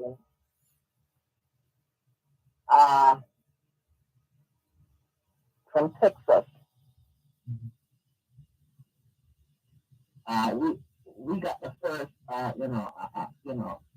experience of it in Texas.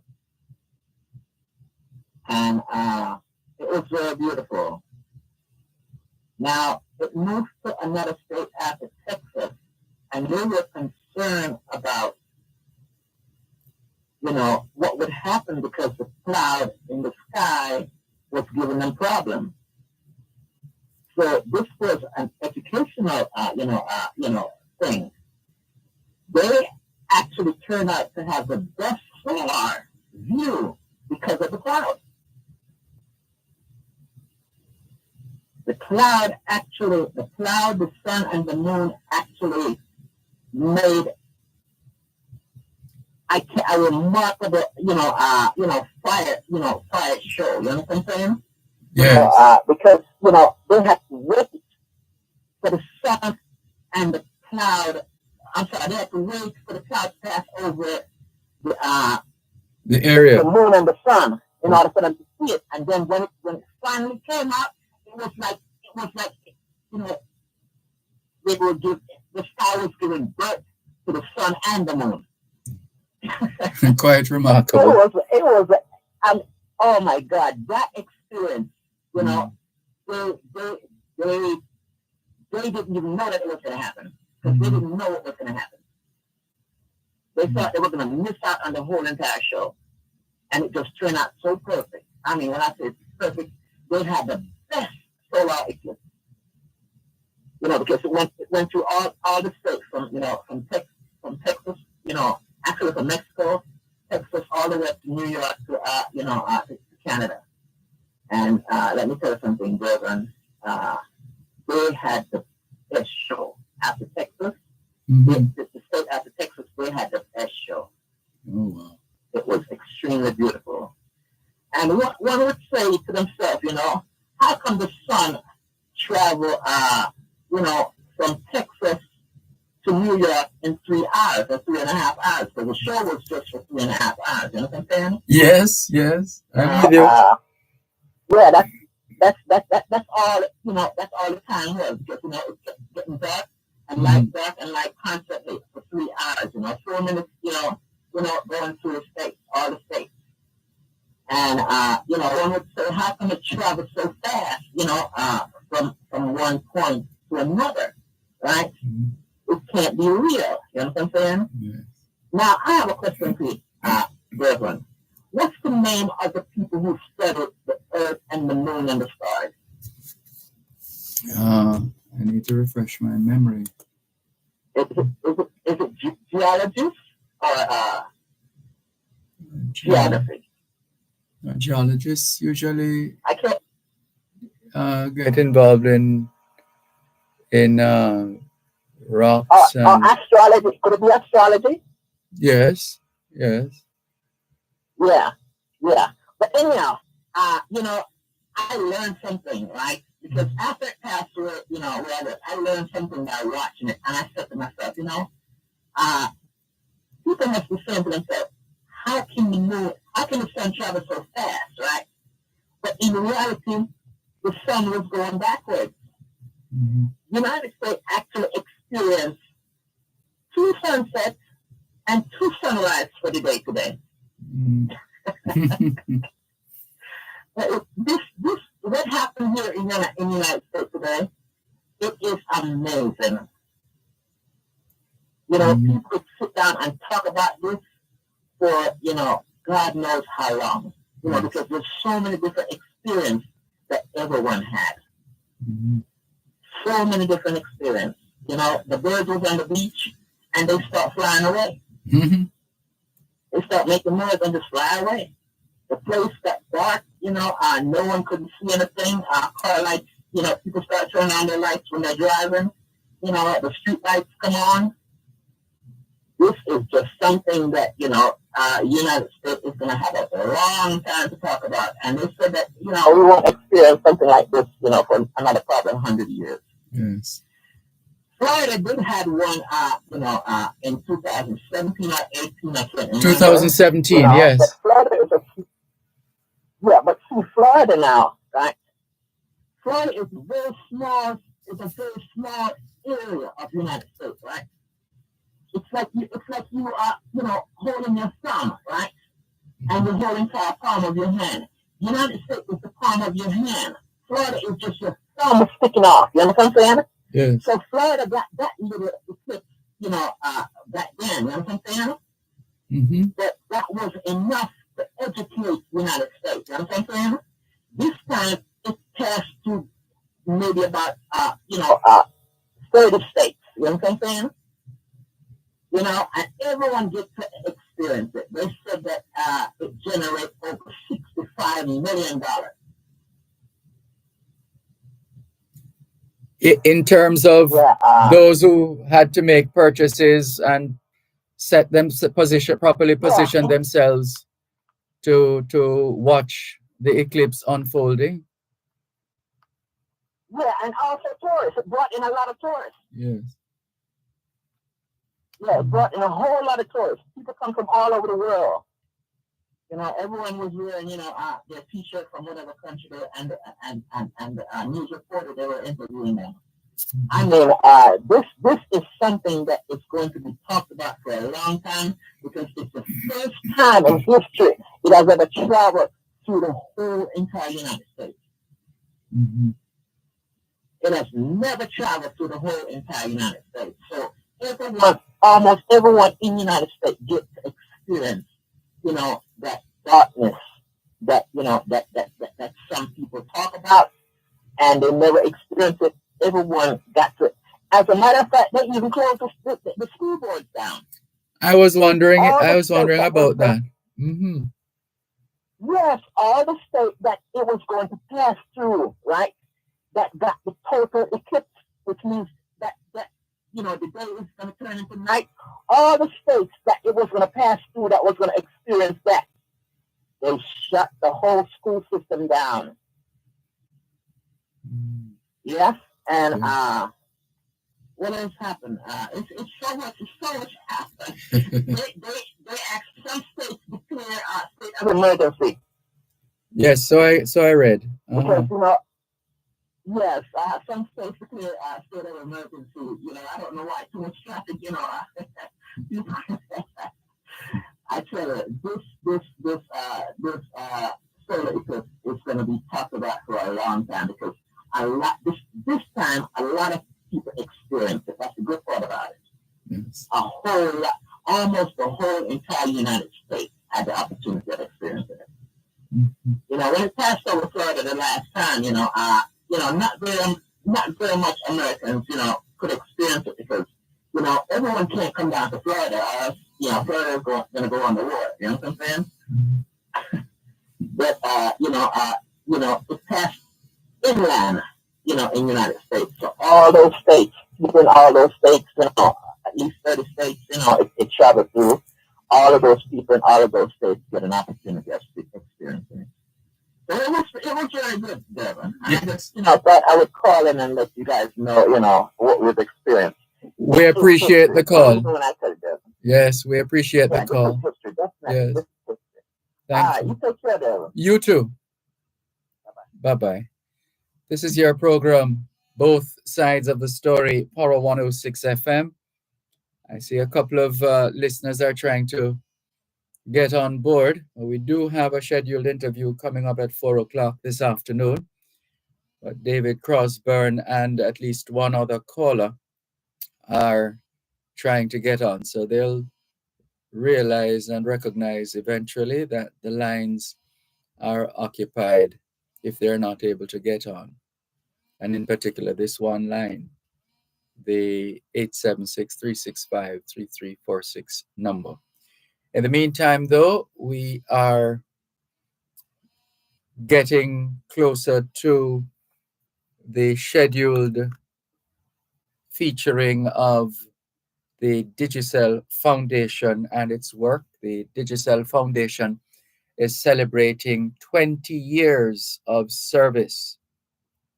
And we are going to hear more about the foundation and its enormous contribution in more ways than one to the development of humanity. And we have to put it that way because that's exactly what it is. It's a humanitarian effort. And so we are going to be speaking with the communications officer at Digicel Foundation, Kedisha Clark, who will tell us about the Digicel Foundation 20th anniversary celebration. And then we'll take it from there in a moment. The colors of the rainbow, so pretty in the sky, are also on the face.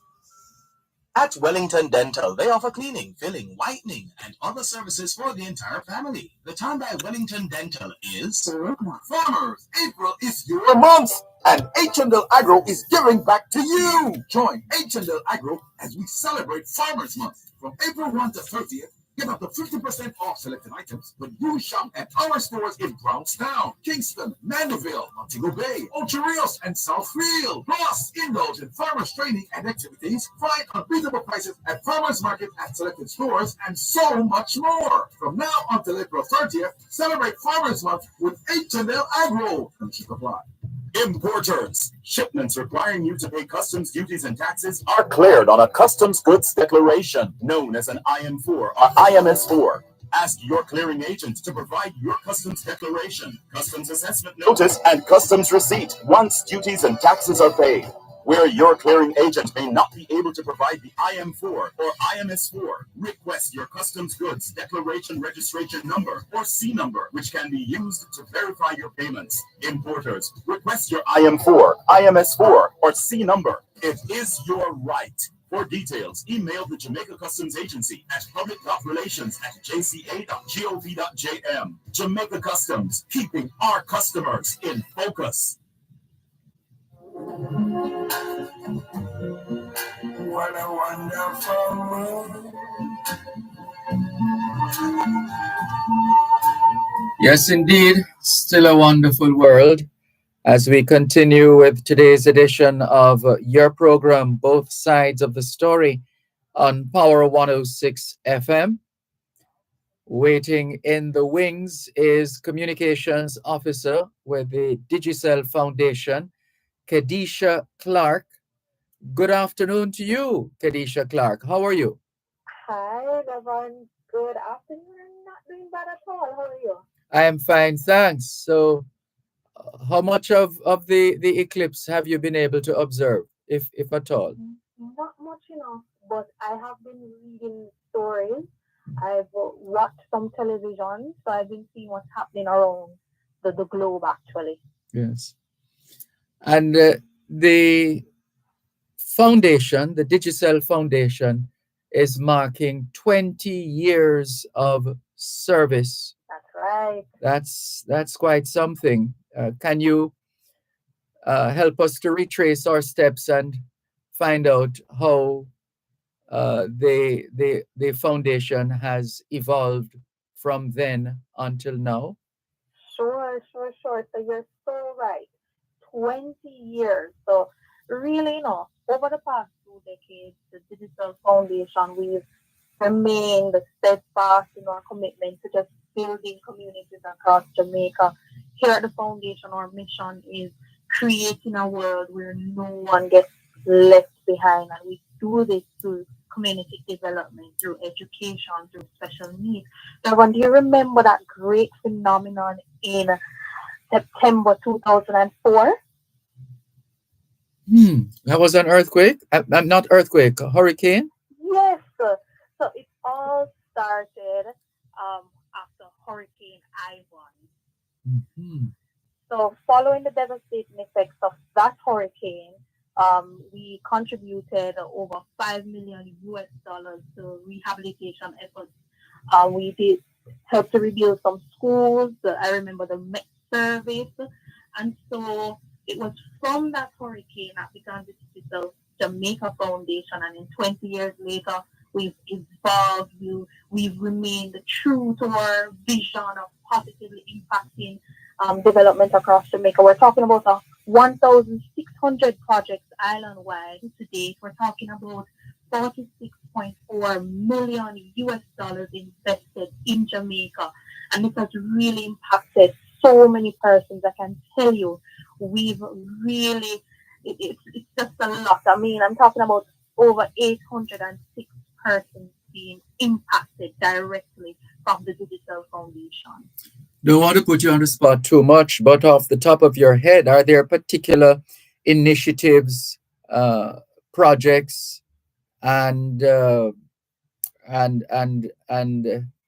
developments that have been achieved by the Digicel Foundation that Digicel has had something to do with upon reflection? Yes, so we're talking about 231 enrichment rooms in primary schools.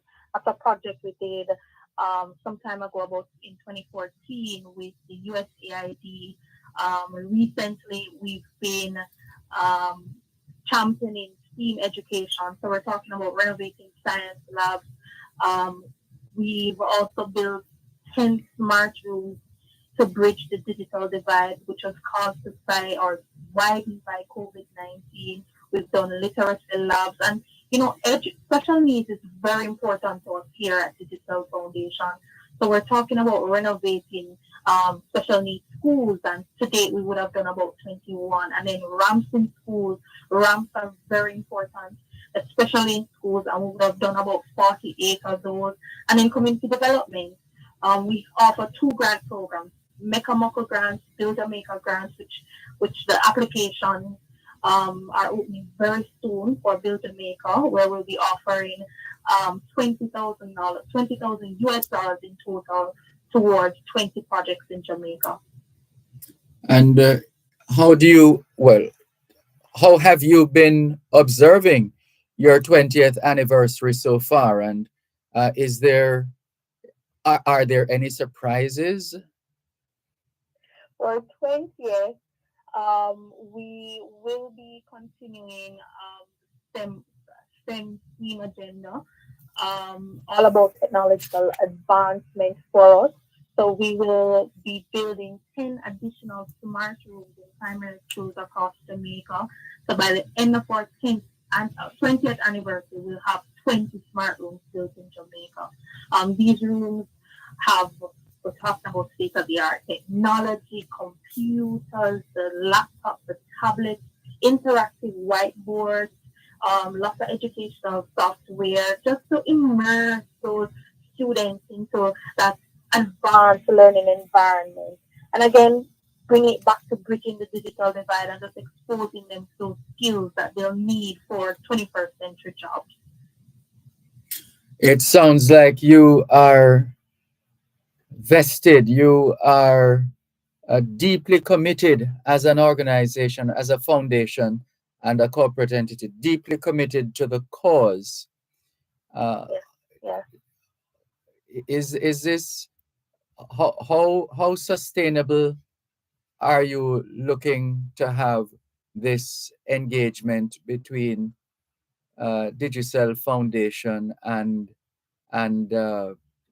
stakeholders or beneficiaries?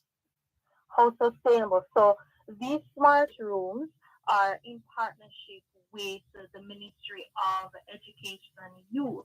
And so what we do is implement the infrastructure, and then the ministry now will ensure that we have teachers in the classroom. I mean, we put in the software, all the technology that's needed for the classroom, and then the ministry now will ensure that the teachers now are trained and that we have teachers for each classroom.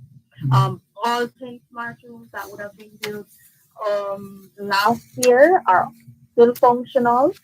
And then we're really just looking forward to the next 10. Yes.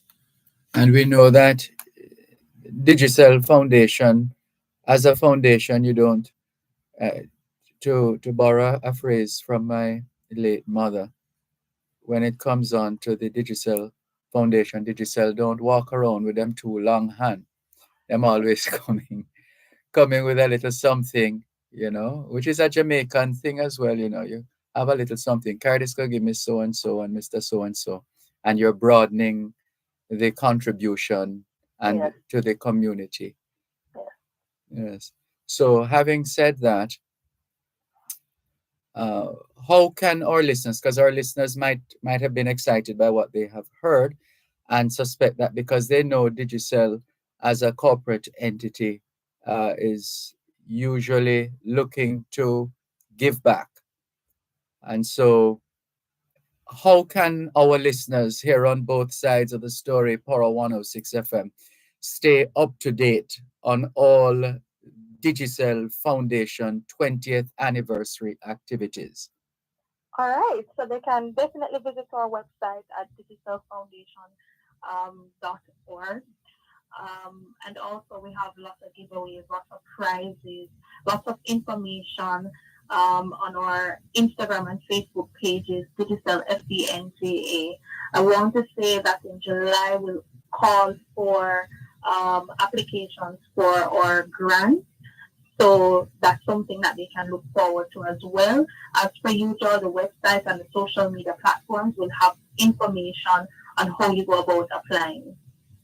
Ooh, and the grant, listeners, it means that there's an expectation that you're going to do good with the grant.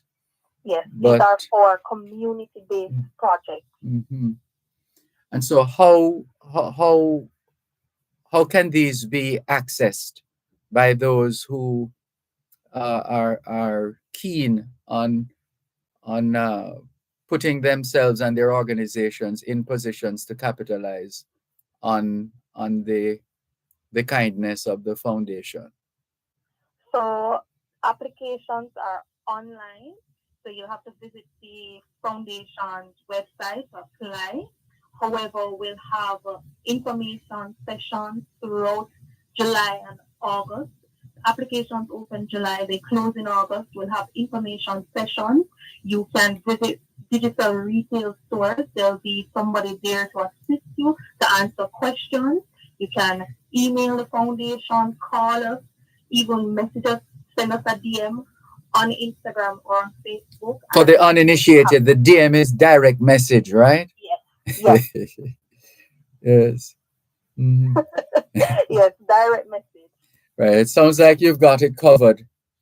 So is it a classic case now then of seeing the press for details, so to speak, in terms of Yes, absolutely. So our grant application is usually this massive campaign that we have. So we'll have information here on Power 106. So that's something that you can listen out for. We'll also have information on television, the press. So just look out when we'll definitely be advertising a lot. yes. And we're here, all things being well, and we look forward to helping to get the word out there as well.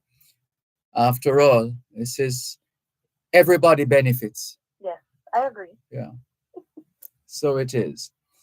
All right. Well, we want to congratulate you and your team, Kadisha Clark, Communications Officer, Digicel Foundation, as you celebrate 20 years for uh, inviting us to bring us into the loop and give us an opportunity as well to expose this kind of information in a good way.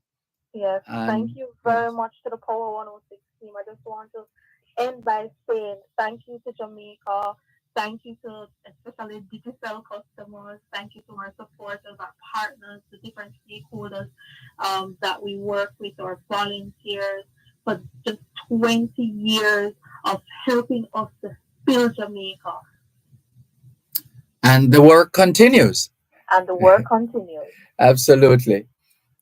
And so once again, for emphasis in terms of uh, how the listeners can follow and where do they turn to be able to keep a watch on all the developments having to do with the Digicel Foundation 20th anniversary. So it's our website at digitalfoundation.org and our social media platforms at Digital FBNJA. All right, can't miss you. Thank you. Thank Take you care. for you too. Take care. All the best. This is both sides of the story, Power 106 FM.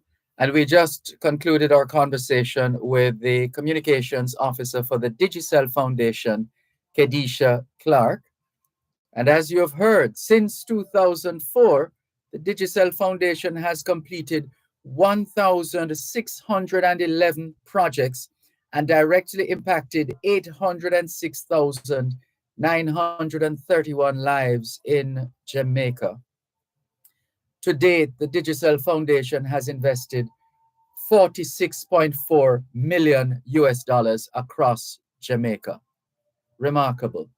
Let's leave it there for now and thank Digicel Foundation as we go to a break here on both sides of the story.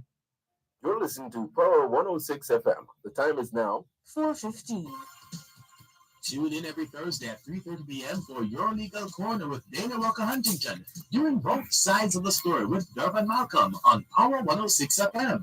It's your source of information regarding U.S. immigration matters, combined with Power 106 FM's pioneer of diaspora broadcasting. Call in with your U.S. immigration queries and concerns on 876-922-41125 or send a text or WhatsApp message to 876-279-8598 and get the answers you need for your U.S. immigration questions. That's Your Legal Corner with Dana Walker Huntington, Thursdays at 3:30 p.m. during both sides of the story with Dervan Malcolm, only on Power 106 FM.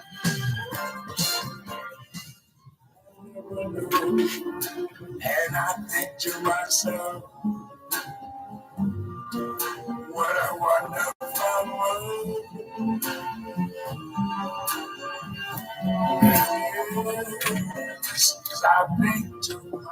Thanks a lot for staying with us here on your program, Both Sides of the Story, Power 106 FM, still streaming live on the Gleaners website, go-jamaica.com. And David Crosburn has managed to hurriedly get back into the fold so that he can be a part of the discussions this afternoon on both sides of the story, Power 106 FM. Mr. Crosburn, good afternoon. Welcome. Good afternoon to you and all your listeners.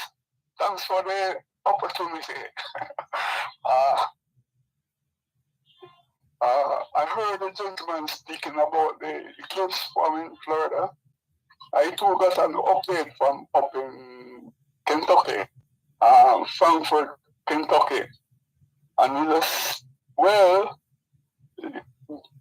my granddaughter who updated me saw it in 2017, but from a different location.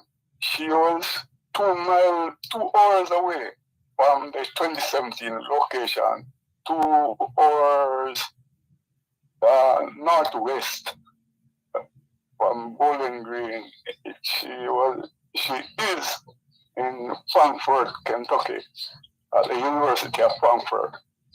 And what she told me is like a similar, she just saw a glimpse of a similar description of what the earlier caller mentioned. You know, she saw a crescent and like a fire. It's illumination is beyond description, you know? And it was really something to note. And it puts me back, Dervan, to the adverse law. Remember when I heard the caller from Porus, I just laughed and said, remember when Columbus came on his second voyage to Jamaica? It was the eclipse that saved his life, you know. Remember the inhabitants were starving him at a place in St. Anne. Its name, Christopher Cove. Right in that area, Christopher Cove in St. Anne, where he was stranded. And he was able to save. Where's that? That's Discovery Bay.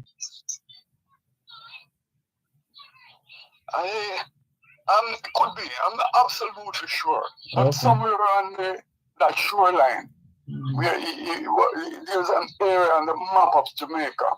The location is Christopher Cole. Christopher Cole. It's so named because of the incident with Columbus. When he was stranded on his voyage, the inhabitants refused to supplement his food supplies because they ate maybe 3 or 4 times more than what the early inhabitants of Jamaica ate. So he was there for about a year, and his supplies depleted. Hence, his brother, to avoid mutiny, his brother went over into Porous and so on. That's why the name has corrupted to become Porous out of that incident that occurred at Christopher Cove. So, at the time, Columbus told the inhabitants that if you do not give him food, look and see what going to happen. He told them this, knowing that they were going to experience. Sorry, we're beginning to hear more of the cartoon than we're hearing you, Mr. Crosby. Okay. All right, okay then, all the best. I'll call you another time. Sure. No problem at all. Yeah, indeed. All right. Thanks for the call and all the best. Indeed. All the best. Good. Take care. Bye-bye. This is your program, Both Sides of the Story, Power 106 FM. Now we're going to try and take on this mountain of messages. Cuban in Georgia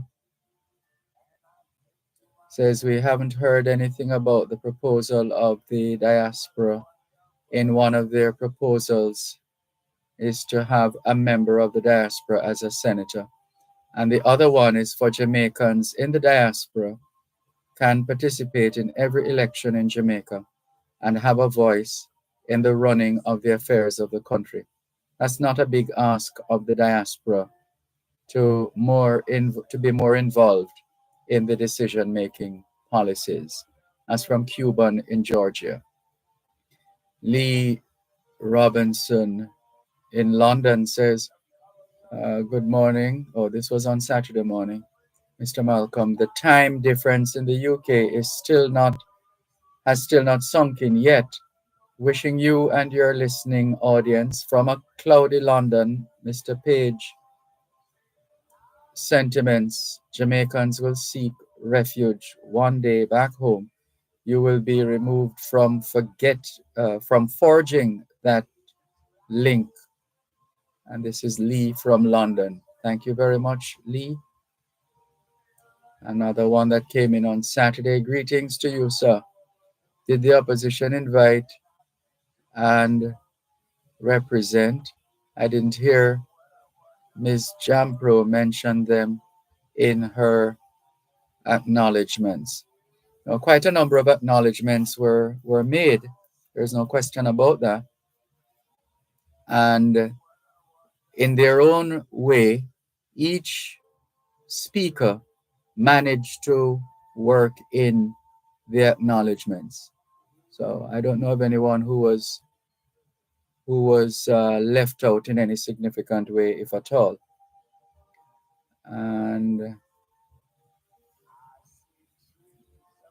But you can listen again on Saturday, because we still have a few more clips, just a few more recordings to play, so you can have the complete package. Thank you very much, Raskava. All the best. So now we're going through to clear some more. Ras Asta Black has also touched base. Good afternoon, Ras Asta Black. And we have Barbara Houghton calling through. We'll come to you in just a moment, but we're still trying to clear some of these messages. Please bear with us. Dr. Trevor Dixon of the Jaja Foundation has been showing off the ambulance in and around the western Jamaica. So all's well where the ambulance is concerned. The Jaja Foundation donated ambulance.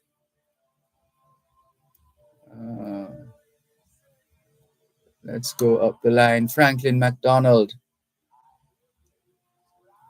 is also online as usual. Thank you very much. Kevin Galloway, good afternoon. Reverend Dr. Frank Lawrence, who calls himself as well Free Villager, says, greetings, Brother Dervan.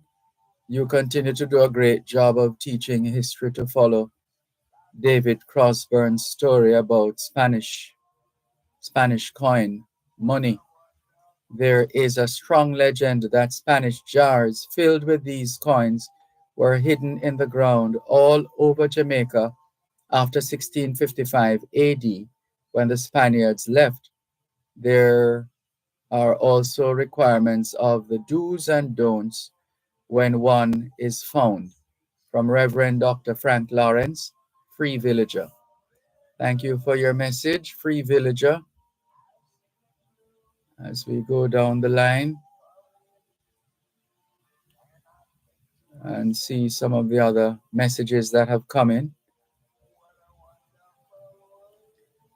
Parallel Diaspora Conference to put spotlight on government corruption is one of the WhatsApp messages that has been posted featuring Captain Dr. Rupert Francis. Joan in Bermuda is on board as well. Hi, Joan. Thank you very much. Valerie Rochester in Atlanta, Georgia. Welcome. And there are others. Let's see here.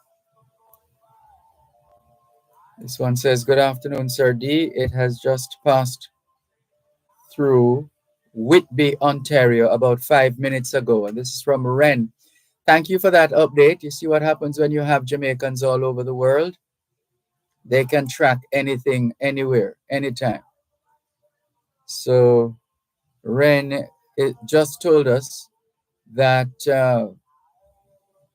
the eclipse just moved through Whitby in Ontario about 5 minutes ago. Thank you very much, Ren in Ontario, Canada, for keeping track of this eclipse. Thank you very much. James in East London has the usual collection of stories coming out of the United Kingdom. Rohan Johnson of Atlas Ocho Rios says, Sir Malcolm, I hope all is well with you at this time. It's Rohan Johnson from Atlas Ocho Rios endorsing Power 106 FM to the world. Thank you very much. Carlene Smith says, good afternoon. Please clarify this for me. Someone owes me $30,000 from 2014, and I repeatedly been asking for my money and not getting it. However, a month ago, I received a call to pick up the money from another person. When I went for it and checked what I was to get, it was $25,000. $5,000 was short. I did not take it because I was owed $30,000. What I'd like to know is it true that because I didn't take it, he owes me only $5,000 and I cannot ask for the $25,000 again? Can I collect interest on the money? Call the police or call a mediator. That's what I would suggest. That you have someone mediating that situation to bring it to an amicable closure. And this one from Inez Iona Campbell. She has taken pictures. She says, "May I hurt me? May I hurt me now? The eclipse." That's why you are not supposed to be staring at it. Inez Iona Campbell. Remember, that was one of the precautionary measures that we're supposed to take, to literally watch our eyes. Otherwise, we might end up always having to wash our eyes. One moment, please. You're listening to Power 106 FM. The time is now 4:30. Importers. Shipments requiring you to pay customs duties and taxes are cleared on a customs goods declaration known as an IM4 or IMS4. Ask your clearing agent to provide your customs declaration, customs assessment notice, and customs receipt once duties and taxes are paid. Where your clearing agent may not be able to provide the IM4 or IMS4, request your customs goods declaration registration number or C number, which can be used to verify your payments. Importers, request your IM4, IMS4, or C number. It is your right. For details, email the Jamaica Customs Agency at public.relations@jca.gov.jm. Jamaica Customs, keeping our customers in focus. I am Praga Hydro Treats and with a product, yeah, in the farm to fortune promotion. Watch your pocket grow, watch it grow with Hydro. Farm to fortune, that's the way to go. With millions of credit for the phone. When you buy it, it's from Hydro. When you buy it, it's from Hydro. Hydro is giving away millions in the Farm to Fortune promotion. Already qualifying Hydro feed and tips. You have to go in the bag for your chance to win. Enter today. Conditions apply. Authorized under Section 58.3 of the Betting Gaming and Lotteries Act.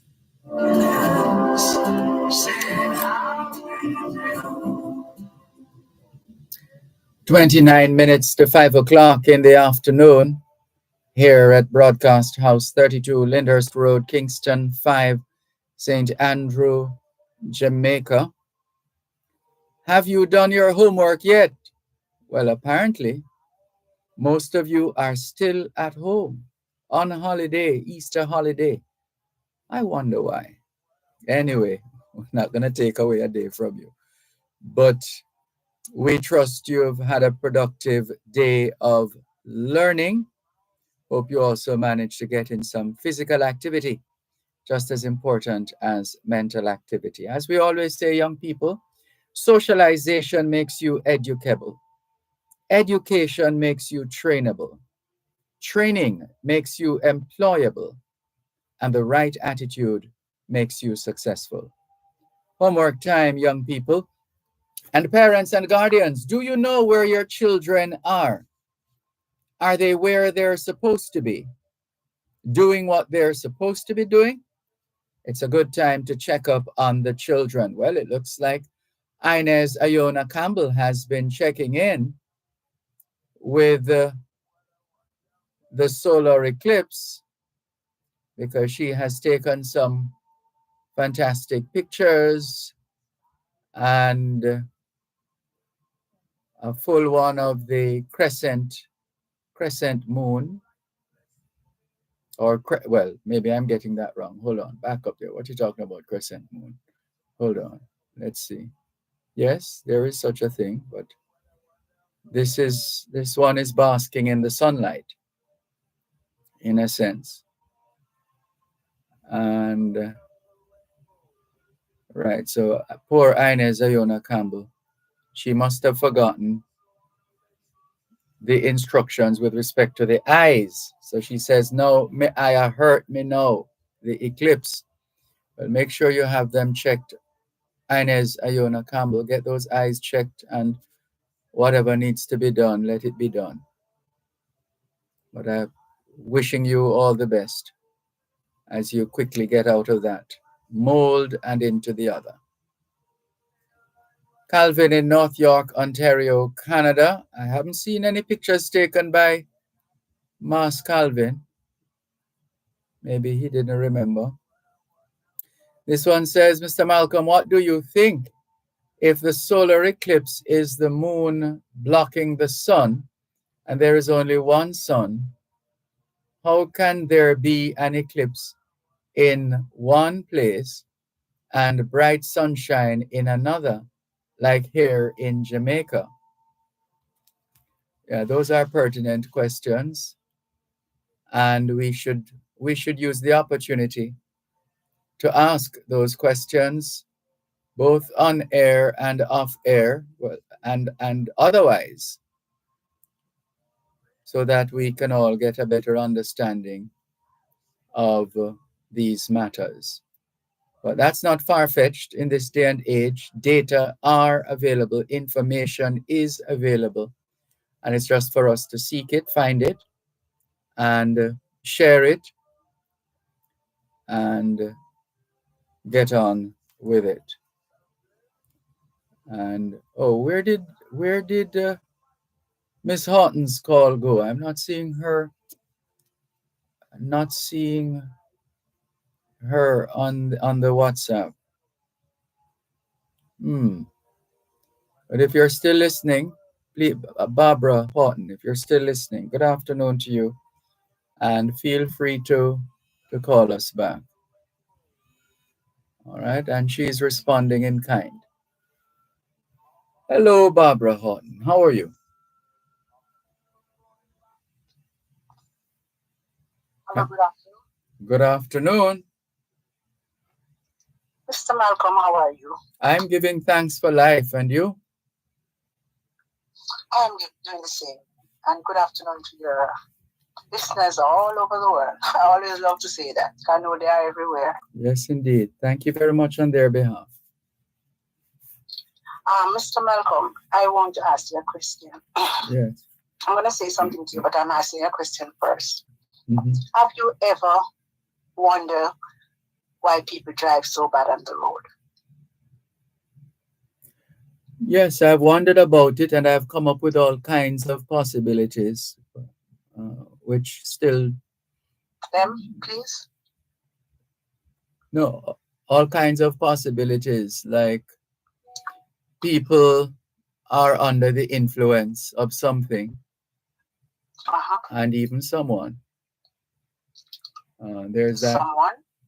Yes, you have people who are under the influence of other people.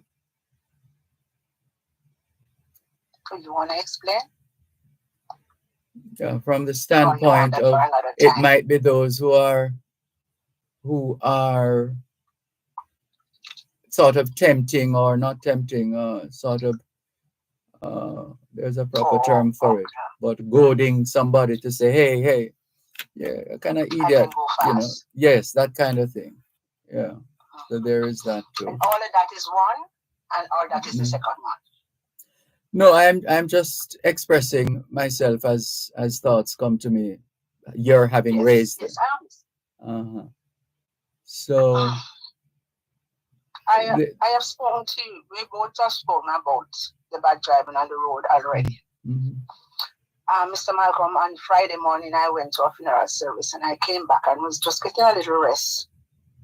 And my sister who living in Ochi called me and said that my son was in an accident. Uh-oh. I don't know if you know, it came on the 12 o'clock news. 3 persons was in the accident and all of them went to the hospital. It came on the news because I had listened it on my phone before she called me. Mm-hmm. And when I listened to the news, I didn't even know that my son was in it. Oh, no. So because he got most of the injury, they transferred him from the St. Anne's Bay Hospital to KPH. Mr. Malcolm, when I saw my son Friday night, I had to rush to the bathroom. I nearly wet myself. I was so shocked. He was string up right, left, and center. Wasn't talking. Even up to now, he's still not talking. Oh, no. And he doesn't open his eyes. Malcolm, he was following his cousin to the airport, and they started a taxi man. The man I heard, I wasn't there, overtake a length of vehicle and could not get back in. So by squeezing himself in, he could run right up in a tourist bus. Head behind, his front to the back of the bus. I don't know, but I'm thinking that maybe my son was thrown out of the car because he injured right, left, and center. He has a broken leg, broken foot, and it breaks 3 parts. Jesus. The one right foot breaks 3 parts. He get head injury, and he can barely breathe. they had to do an emergency operation on him to see if all his organs, so they cut the tummy and cut under the neck to put something in it that he can breathe a little bit better. And when they open him up now, they realize that all the organs are okay. Mr. Malcolm, I run out of tears. I cried so much. That's my grandson father. I don't know. Even if my nephew was late for the airport, why would you come overtake when there's no space for you to go back? No, some careless maneuvers are also in the mix, you know, and it's sad and unfortunate when it happens, because I was on the Temple Hall main road, and it was just two motorists, myself and another, on that long stretch. And the same thing that you mentioned a while ago about the way how it happened, it just you were saying it, the other vehicle, the driver, the way you said what he did in terms of he was trying to come back in, having gone right. It's Because he did not crash with the head on. Right. He crashed back in his lane at the back of the vehicle in front. Right. So what in my That's case, his vehicle came right over, coming from far right over to far left. And and you were in the left lane. And I was in the left lane. So his vehicle hit the section above the right hand side of the tire, where the front right tire is, just above that. That's where he hit and sort of pushed my vehicle along. Back to the right. Yes. And it's a thing what they call, I don't know, which is why I don't necessarily jump for every little thing, you know, because there's this particular dance move in Jamaica, and the name is, well, I just named it. I just mentioned the name a while ago. And what I noticed, there's a tendency these days to just slide over, like they're just sliding over, and then they get into trouble when there is some kind of a situation of another vehicle being involved, etc. So did that person stop with your vehicle or the vehicle you were in? Oh, the person stopped and came out, and I said, let's exchange details, please. And he pretended as if he was going back into the vehicle for his documents, and instead went back into the vehicle and drove off. And that was that. That was that. If it was a lady, would have come out with bullyism. I don't know, but I tell you, I know I just want to stop driving on the road, because sometimes I refuse to drive. I just leave the car. And honestly, I can't understand Mr. Malcolm, because the cars them are so fast. So even if you're late, you don't have to speed. Mm-hmm. You don't have to speed, because it's the airport. And even if my nephew were late on the flight, he could have get. Now he's still in Jamaica. He didn't get to go on because he's on the way going to the airport in Montego Bay. And I'm not advertising for Knutsford, but I cannot understand why would you charter a taxi to go to the airport when Knutsford drop you right there in style? Mm-hmm. No fast driving, nobody rubbing up on you, everybody's seated, air conditioned, and you have internet if you want, data or whatever they call it. Yes. I cannot understand, because I was told that's what he took when he came when he came in the island and was coming in town.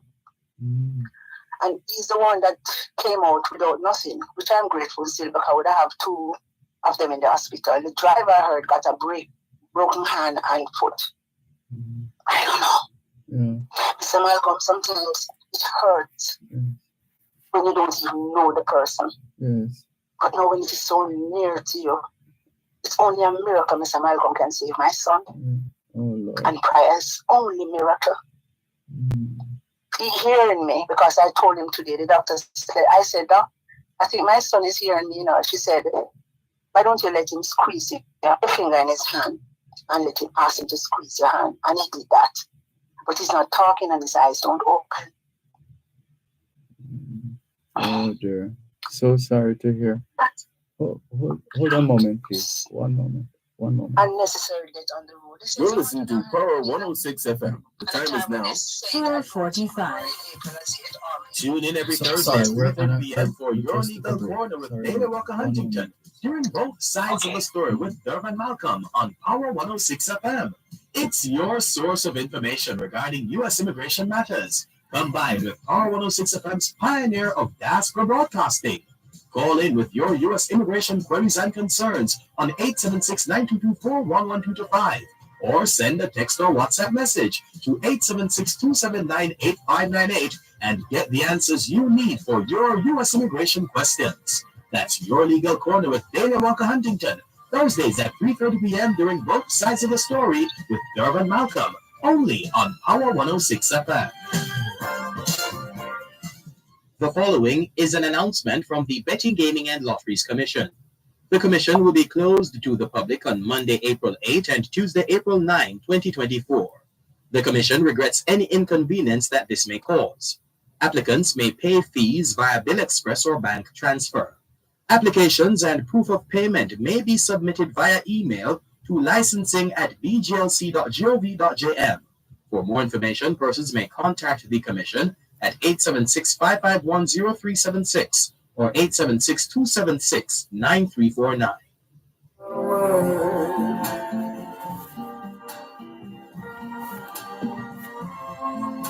The colors of the rainbow, so pretty in the sky. Thanks a lot for staying with us here on both sides of the story, Power 106 FM. I'm Dervan Malcolm, and we're here commiserating with one of our long-standing regular listeners whose son was involved in a crash and discussing the matter. But it must be quite painful. It is, Mr. Malcolm, but people may wonder, why am I telling you this? Maybe one person, just one person, could may go a little slower after hearing this accident and save him, his life, and others. Just one. Maybe just one. We'd love to be more than one, but just one person. It's really, really sad to bury hearty people. Have cancer, have this, have that, have heart problem. You're hearty, you're really good health. But still, because you just drive too fast. And maybe then sometimes it's not even you driving either, but somebody else driving and it up in you. I don't know. Mr. Malcolm, I just don't know. The road is going to be more than the gunshots. Suppose, Mr. Malcolm, suppose he was a KPH. My son should be in the ICU, They have to put him near to where the nurse and doctors is because there's no space in it. If it's not accident, it's gunshot or knife. While we're there, because I said I wasn't going home, because they had to do some tests, take him to do some tests before then take him to KPH. So I was at KPH waiting for the ambulance to come.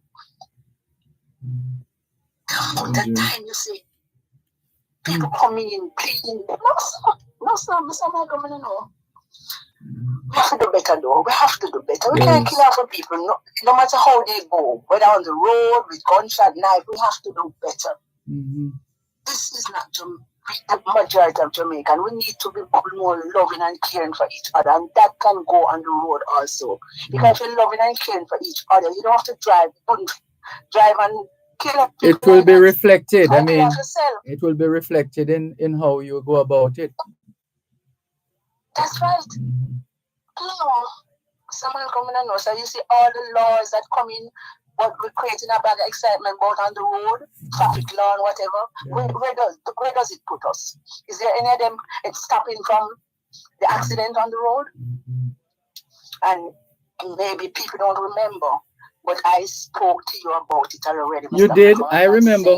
I Because remember. of my son now. I remember. It hurt now, but I've discussed it with you already because I drive on the road. Mm-hmm. I drive on the road. I remember and that afternoon when you raised it. Fast. Them say, go old woman, come off of the road. And Mr. Malcolm, when I start driving, some of them didn't born yet. And then if you drive too slow or you stop and give somebody a way to cross the road, it costs you some time, not all the time. Old woman, come off of the road, go do this, go do that, you know. They're disrespecting you because you're trying to help out somebody. If everybody was to pass that person and don't allow he or she to cross the road, how they would cross? Good question. I don't know. Mr. Malcolm, I don't know. This is not the kind of information I thought I would be hearing. The church is praying. I didn't get that. Go ahead, man. I was sorry. I was just saying I never thought this is the kind of news I'd be getting this afternoon. You know. Yes, it's sad. That's what I said. I listened to the news. When I came back from the funeral service, one of my customers had a heart problem and she passed on. And I went to the funeral service. And when I came back, I touched my phone to listen to the 12 o'clock news. And it was on the news. And I didn't know that because you know they're not going to bring the name on the news. Right. And not only that, was he in the accident. Sir Malcolm, it seemed like he was thrown out of the vehicle. He got head injury. The one foot break 3 parts, 3 places, and they cannot operate on him because they just did an operation. He's too weak to get another operation right now. They had to give him blood. I tell you, man, pick up to KPH doctors. I don't even know one of them name. And even the doctor, to see how bad he was. It was only a nurse came in the ambulance. A doctor came with him from St. Ansby Hospital. I'm like, this, you know, it's just a pity that few of us have to make this country look so bad. I said, even the doctor that spoke to me this morning after the operation, you could see how glad she is that the operation went successfully. Because, Mr. Malcolm, when they're telling you that you're a child to do an operation, the amount of things what they're telling you, I have to say to her, then if you're telling me so much things can go wrong, why are you going to do the operation? She said, because I don't want him to lose his life. He has to do it. But they have to give you all the, you know, whatever can happen. But so far. Yes. Well, I tell you. Trust and pray that it will work out. I'm asking your other listeners to, you know, who believe in prayer. It cannot be too much. Yes. And you don't have to have $1 to pray. Absolutely. So Malcolm, it's just prayer keeping him. Prayer. And I know that the Lord will work a miracle for him. Because my grandson, what I had from his 5, in 2020, gunman killed his mother. And that son I have in the hospital is his dad. So you see how sad him is now? Yes. Yeah. But he said, Mama, I don't want nothing that will happen to my father. He went down there yesterday evening and looked for him. When I went, it's 2 days I spent here now, all day Saturday and all day Sunday. I just came home to get something to eat, and our sister of mine going to go in the afternoon because they bring back the tool receipt now. 11 in the morning and 4:30 in the afternoon. Things are hour and a half. But only one person can go. That's another thing again I would ask Mr. Tufkan to try and change for us.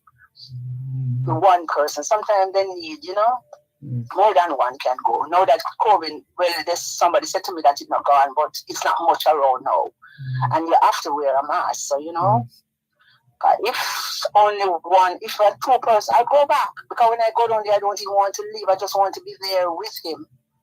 But if my sister is going, so I just put it on the family and tell them that I will do the morning then, and one of them, because they will say, you one can, which is true, it will run down my body because I'm not 16.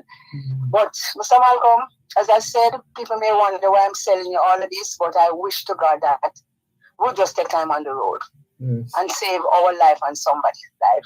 You know, don't overtake if you don't see space to go back. That don't make no sense. You're going on a stretch and you see space. two cars in front of you, and you see the space for the person to come in front of the two cars. That's fine. But if you don't see any space, why are you overtaking? Where are you gonna go? The people in your lane don't want you in front of them, because they want to go about their business. So they're not going to give you their space. No, sir. Sometimes I wonder, Mr. Malcolm, who get him license. Trust me. Because some of them act like they don't have, they don't have any sense. And I am saying, my son is there and he's driving like that. My nephew's in the car. You couldn't say to the driver, you don't have to speed like that. No.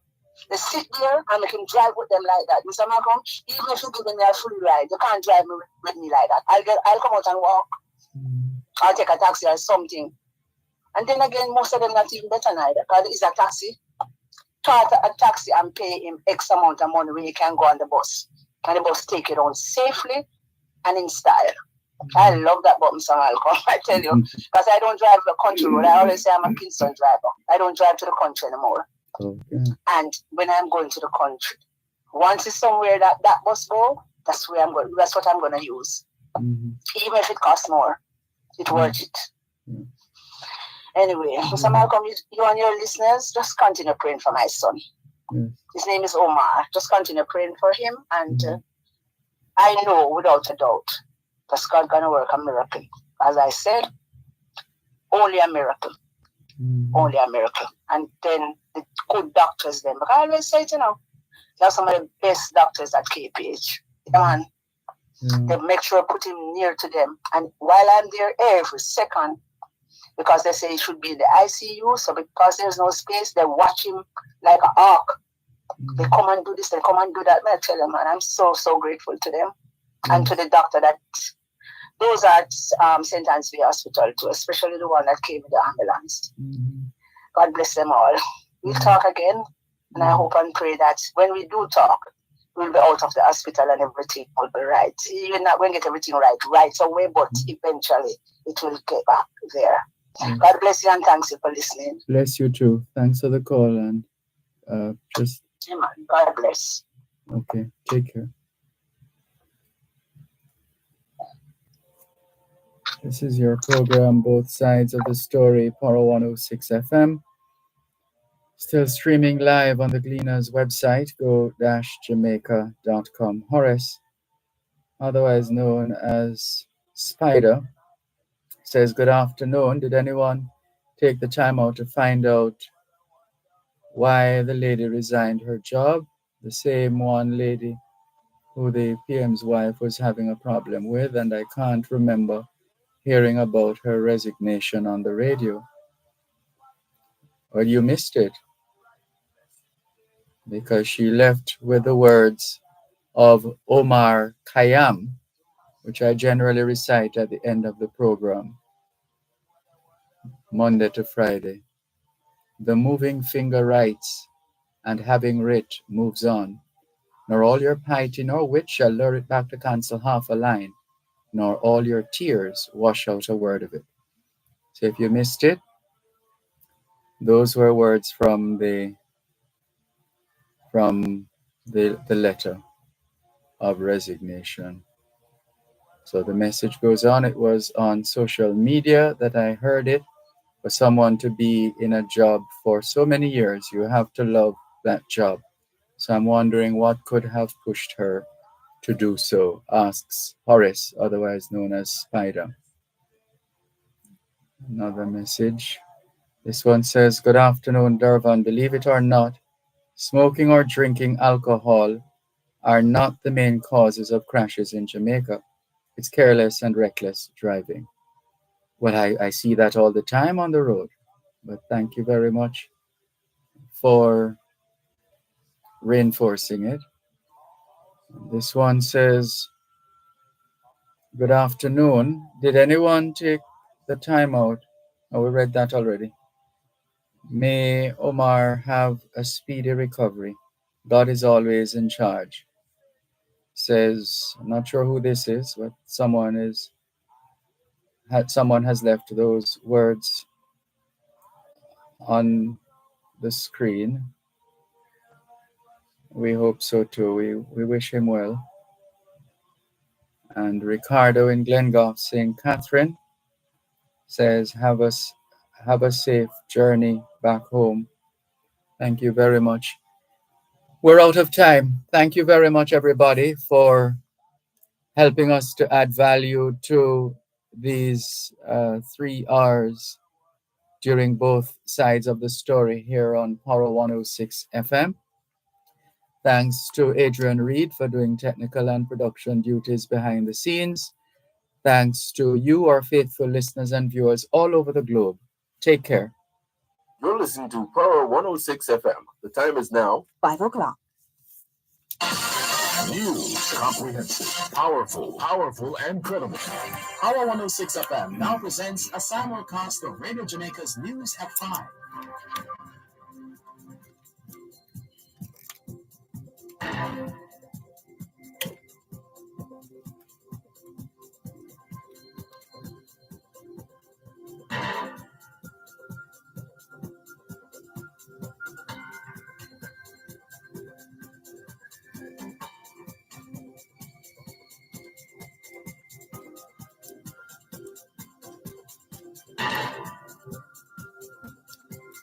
National Solid Waste Management Authority says its crews are now out trying to remove the garbage strewn across sections of the city following yesterday's carnival activities.